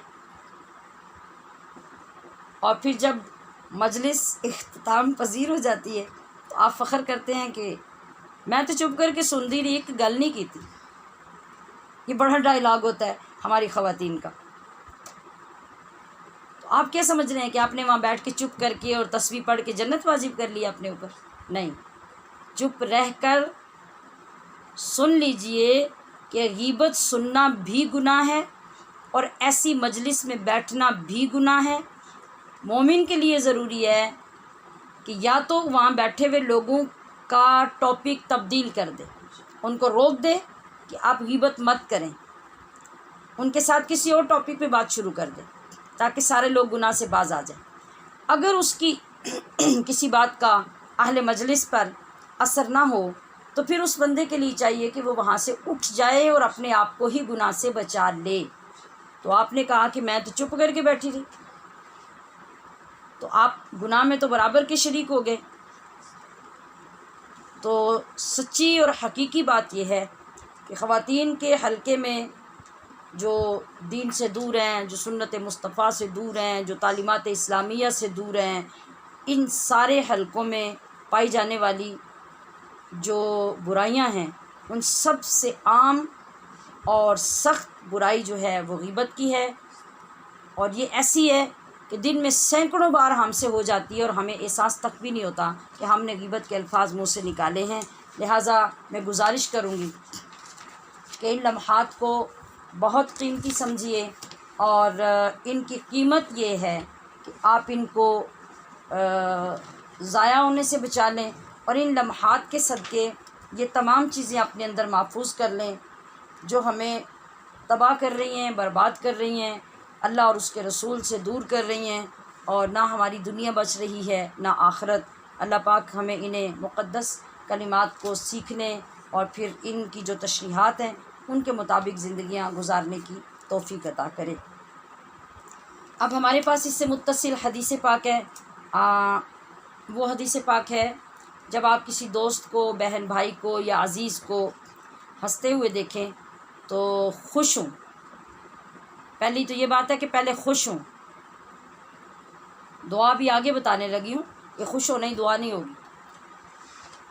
خوش ہوں کا مطلب یہ ہے کہ آپ کی کیفیت پہلے ایسی ہونی چاہیے کہ جس میں اخلاص ہو، ایمان ہو، ورنہ یہ ہوتا ہے کہ ہم کسی کو ہنستا دیکھ لیں اور دو چار بہنیں بھابیاں بیٹھی ہوں تو ہمیں وہ اچھا نہیں لگتا، ہم اسی پہ ہی آبجیکشن کر دیتے ہیں اور پھر حسد کی آگ میں جلنے لگ جاتے ہیں اور خواہ بیچ میں آ کے کسی بات پہ بیزاری اور لڑائی ڈال دیتے ہیں کہ سارے ہنس کیوں رہے ہیں۔ یہ گھروں کے سچے واقعے ہیں، سچے ہیں نا جی۔ تو اسلام ہمیں کیا سکھا رہا ہے کہ کسی دوست یا بہن بھائی کو ہنستے ہوئے دیکھ کر آپ اس کے خوش رہنے کی دعا کریں، اور وہ دعا آپ کے نبی نے کتنی پیاری سکھائی، فرمایا اسے دیکھ کر کہو اضحک اللہ سنک، اضحک اللہ سنک، یعنی جس طرح ابھی میں تمہیں ہنستا مسکراتا دیکھ رہی ہوں، اللہ تمہیں ہمیشہ اسی طرح ہنستا رکھے۔ کتنی پیاری دعا ہے جو ایک مومن کو دیتا ہے، ایک عزیز دوسرے عزیز کو دیتا ہے، ایک بہن یا بھائی کو دیتی ہے۔ تو ہمارے اللہ نے، ہمارے رسول نے تو ہمیں یہ زندگی دی ہے کہ آپ دوسروں کی خوشیوں میں شریک ہوں، دوسروں کے غم میں شریک ہوں، ان کی خوشیاں بھی بانٹیں، ان کے غم بھی بانٹیں۔ اور ہم بہت سارے مقامات ایسے ہوتے ہیں کہ کسی کو دکھ میں دیکھ کے اوپر سے تو اظہار کرتے اور اندر سے خوش ہو رہے ہوتے ہیں، اور کسی کو خوش دیکھ کے وہاں ہم خوش نہیں ہوتے اور اس سے حسد شروع ہو جاتا ہے، تو کوئی فائدہ نہیں ہوگا، ہمارا اپنا نقصان ہوگا۔ ہاں، اگر ہم نے اللہ اور اس کے رسول صلی اللہ علیہ وسلم کے فرمودات عالیہ کو سمجھ لیا اور ان کی عادت بنا لی تو پھر انشاءاللہ العزیز آپ جتنا کچھ اپنے دوسرے مومن بہن بھائیوں کے لیے مانگتے ہیں، اللہ پاک اس سے بہت زیادہ آپ کو عطا فرمائے گا۔ جی، تیسرا پورشن ہمارا نماز کی سنتیں، یہ آج زیادہ طویل نہیں ہیں، ان میں سے کچھ چیزیں میں نے آپ کو ساتھ ساتھ جو فرائض پڑھائے ہیں ان کے ساتھ گزارش کر دی تھی۔ اب الگ سے ان کو اس لیے نکالا کہ جب آپ الگ سے نماز کی سنتیں دیکھیں تو آپ کو الگ نظر آ جائیں، یاد کرنا ایزی ہو جائے، اور چند چیزیں جو ان میں شامل نہیں ہوئیں وہ بھی شامل ہو جائیں۔ تو جو کام نماز میں کرنے سنت ہیں ہم ان کو دیکھیں گے، اور سنت کا مقام اور شریعت میں جو ویلیو ہے آپ نے وہ ماشاءاللہ پڑھ لی ہے کہ سنت کام جب کریں تو کیا ہوتا ہے، نہ کریں تو کیا ہوتا ہے، انکار کریں تو کیا ہوتا ہے۔ تو ہم نے یہ پڑھا تھا کہ سنت وہ ہوتی ہے کہ جو نبی کریم صلی اللہ علیہ وسلم سے ثابت ہوتی ہے، اور اس میں موقدہ اور غیر موقدہ ہوتی ہے۔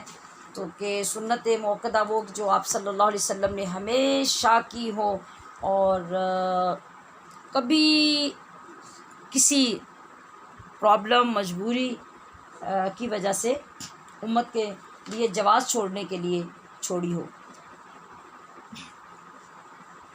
تو یہاں غیر موقدہ کی بات نہیں ہوگی، یہاں سنت کی بات ہوگی مطلقاً۔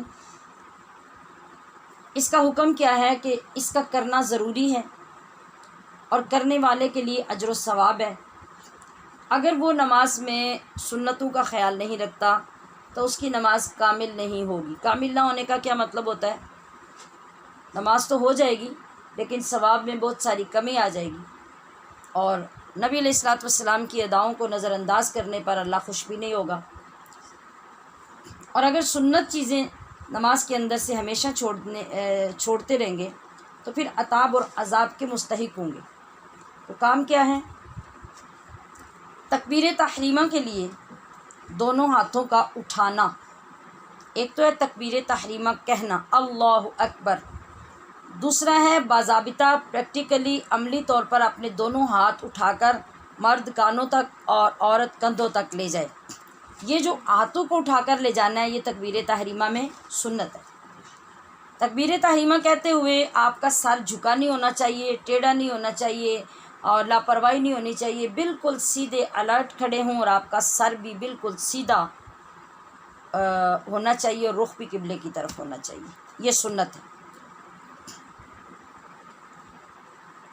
جس وقت آپ تکبیر تحریمہ کہیں تو آپ کی جو ہتھیلیاں ہیں، یہ جو ہاتھ کا سامنے اندر کا حصہ ہوتا ہے، اور جو آپ کی انگلیاں ہیں ہتھیلیوں کے اوپر، ان کا یہ جو اندر والا حصہ، اس کو ہتھیلیوں کا پیٹ اور انگلیوں کا پیٹ کہا جاتا ہے، ٹھیک ہے۔ ان کا رخ اس طرح بالکل ایسے جب آپ کریں گے تو قبلے کی طرف ہی ہونا چاہیے، یعنی ایسے نہیں ہونا چاہیے کہ آپ کی ہتھیلیوں اور انگلیوں کے پیٹ کا رخ آپ کے چہرے کی طرف یعنی شمالاً جنوباً ہو جائے، یہ بالکل قبلے کی طرف سیدھا ہونا چاہیے، یہ بھی سنت ہے۔ اب آپ جب اپنی نماز میں ان تمام چیزوں کا خیال رکھتے جائیں گے تو ہر چیز کا ثواب کاؤنٹ ہوتا جائے گا، بڑھتا جائے گا، اللہ اور اس کے حبیب خوش ہوتے جائیں گے، اور جب آپ ان کو ترک کرتے جائیں گے تو اتنا ثواب کم ہوتا چلا جائے گا، ٹھیک ہے۔ تو یہ تمام چیزیں ہمارے اندر نماز کی ایک شان پیدا کر رہی ہیں، اس کی ایک ویلیو پیدا ہو رہی ہے کہ نماز اتنی امپورٹنٹ چیز ہے کہ آج ہمیں یہ ہم 16واں سبق پڑھ رہے ہیں تو 16 دن ہو گئے ہیں، ہم شارٹ سے شارٹ کر کے، مختصر سے مختصر کر کے چیزیں ڈسکس کر رہے ہیں، سیکھ رہے ہیں، پڑھ رہے ہیں نماز کی، اور ابھی تک ہم 16 دن میں اس قابل نہیں ہوئے کہ ہم بغیر غلطی کے نماز کھڑے ہو کے پڑھ سکیں۔ ابھی بھی بہت سی چیزیں سیکھنے کی ہیں، اور میں بالخصوص یہ عرض کر رہی ہوں کہ ہو سکتا ہے بعض اہل علم یہ چیزیں سنیں اور یہ کہیں کہ یا یہ بیان نہیں کیا، یہ نہیں کیا، تو میں دانستہ طور پہ آپ کو ساتھ ساتھ آگاہ کر رہی ہوں کہ آپ کی جو کیفیات اور جو تعلیمی لیول جو میرے سامنے ہے، اور اس کو پیش نظر رکھتے ہوئے بہت سی ثقیل چیزیں اس لیے عرض نہیں کی جا رہی کہ جو لوگ بالکل سبحانک اللہم ہی سیدھی نہیں پڑھ سکتے، اگر وہ ان کو صحیح پڑھ کے نماز کی الفاظ درست کر کے اس کے فرائض و واجبات اور سنتوں تک پہنچاتے ہیں، اور جو چیزیں ایک دوسرے کے ساتھ اٹیچ ہیں اور ہم ان کو مطلب آسانی سے کر سکتے ہیں، تو اگر ہمارے لوگ یہ اتنا ہی سیکھنے میں پرفیکٹ ہو جائیں گے تو انشاءاللہ العزیز نماز درجہ کمال تک پہنچ جائے گی۔ اور اتنا سیکھ کر جب شوق پیدا ہو جائے گا تو اگر اکا دکا کچھ چیزیں رہ بھی جائیں گی تو وہ خود بھی سیکھنے کا اہتمام کریں گے۔ ہم کہاں پہنچے تھے؟ جی، جب ہم اللہ اکبر کریں تو ہم نہ تو ایسے زور سے انگلیاں جوڑیں اور نہ ایسے کر کے انگلیاں کھول لیں، بلکہ نارمل ایسے آپ جب ہاتھ کرتے ہیں تو آپ کے ہاتھ جیسے ہوتے ہیں اسی طریقے سے آپ اللہ اکبر کریں گے۔ اور اللہ اکبر یہ لفظ کہتے ہوئے جو را ہے اس کو ساکن پڑھنا، اکبرا اکبرو، یا ادائیگی میں ایسا لگنا کہ جیسے آپ کی زبر یا پیش ادا ہو رہی ہے، یہ غلط ہوگا، اس کو ساکن کرنا سنت ہوگا۔ قیام میں دونوں پاؤں کے درمیان 4 انگل کا فاصلہ یہ سنت ہے، اگر کمی بیشی ہو جاتی ہے تو نماز ہو جائے گی لیکن سنت چھوٹ جائے گی۔ پہلی رکعت کے بعد ہر رکعت میں تسمیہ پڑھنا۔ پہلی رکعت کے بعد کیوں؟ پہلی رکعت کے بعد اس لیے کہ اس میں تعوذ بھی پڑھتے ہیں۔ کیا پڑھتے ہیں؟ ہاں، یہ میں نے دہرایا اس لیے کہ میں نے بہت سارے لوگوں کے جو ٹیسٹ دیکھے، ان کی غلطی کو دیکھا، تو اس میں پہلے تو بالکل وہ غلط تھا جو میں نے درست کروایا تھا، تو ابھی بھی کچھ لوگ جو پڑھ رہے ہیں وہ اسے پڑھ رہے ہیں تعوذ، تو تعوذ واؤ پہ شدت ہے شد کی وجہ سے، ٹھیک ہے، تعوذ نہیں تعوذ، اس کو درست کر لیجئے۔ تو پہلی رکعت میں تو تعوذ کے ساتھ تسمیہ ہوتا ہے، اب باقی جو رکھتے ہیں وہاں جو دوسری رکعت تیسری رکعت شروع ہوگی، چوتھی ہوگی، وہ ساری تسمیہ کے ساتھ شروع ہوں گی۔ رکوع کے لیے جب آپ نیچے جائیں گے تو اللہ اکبر کہنا یہ سنت ہے۔ کیا مطلب؟ اگر کبھی کبھار رہ بھی گیا، عادت بنائی تو گناہ ہوگا، کبھی کبھار چھوٹ بھی گیا تو نماز ہو جائے گی لیکن سنت کے چھوٹنے کا ثواب کم ہو جائے گا۔ رکوع اور سجدے میں کم از کم 3 بار تسبیحات پڑھنا، یہ ہم نے کل بھی پڑھا تھا رکوع کے اندر، یہ کیا ہے؟ یہ سنت ہے۔ اور 3 بار سبحان اللہ کہنے کے برابر رکنا یہ واجب ہے۔ سجدے میں جاتے ہوئے ترتیب کیا تھی کہ کل میں نے سبق میں پڑھائی تھی، وہ اس ضمن میں پڑھائی تھی کہ ہم سجدہ کیسے کریں گے. وہ سجدہ واجب کی حیثیت سے ہم فرض کی حیثیت سے ہم پڑھ رہے تھے. تو اس کے اندر جو چیزیں تھیں ان میں بتایا گیا تھا کہ نیچے جاتے ہوئے آپ کے پہلے 2 گھٹنے لگنے چاہیے، پھر آپ کے دونوں ہاتھ لگنے چاہیے، پھر ناک اور آخر میں پیشانی، اور اٹھتے ہوئے واپس پہلے پیشانی، پھر ناک، پھر دونوں ہاتھ اور آخر پہ دونوں گھٹنے. یہ کرنا سنت ہے. پھر آپ نے سلام پھیرا، اور وہ بھی کل کے میں ہم نے بھی پڑھ لیا تھا خروج بسنعہ میں کہ لفظ السلام واجب ہے اور علیکم ورحمۃ اللہ بعد میں کہنا یہ سنت ہے. تو سلام کے بعد ہاتھ اٹھا کر دعا مانگنا اور دعا کے بعد منہ پر ہاتھ پھیر لینا یہ سنت ہے. باقی بہت سے سنت کام ہم نے جب یہ 7 فرائض پڑھے ہیں تو چونکہ ہم نے مکمل سجدے کی چیزیں سیکھی، رکوع کی سیکھی، تو اس فرض رکوع کے اندر، فرض سجدے کے اندر کچھ چیزیں جو واجب تھیں اور سنت تھیں ان کا بھی ذکر ہو گیا تھا. تو اب ہم نے مستقل ان کو پڑھ لیا. اب یہ نماز کی سنتیں بھی آج الحمدللہ مکمل ہو گئیں. تفسیر میں ہم نے جو 2 دن کا سبق پڑھا ہے اس کے چند سوال ہیں. یہ چند سوال آپ کے ابھی ساتھ سکرین پہ آ جاتے ہیں، بلکہ ان کو ساتھ ہی ایڈجسٹ کر دیتے ہیں سبق پڑھانے کے جو ہم نے تفسیر پڑھی ہے پہلے پیریڈ میں. یہ سوالات آپ سبق کی روشنی میں یاد کریں گے، اور یہ آپ کی تفسیر کے اندر جو میں نے بیان کیے سارے سوال اور جواب موجود ہیں. سبحان ربک رب العزت عما یصفون وسلام علی المرسلین والحمد للہ رب العالمین. سبحانک اللہم وبحمدک اشہد ان لا الہ الا انت استغفرک واتوب الیک. صلی اللہ تعالی علی حبیبہ محمد وآلہ اصحابہ اجمعین برحمتک یا ارحم الراحمین. السلام علیکم ورحمۃ اللہ وبرکاتہ.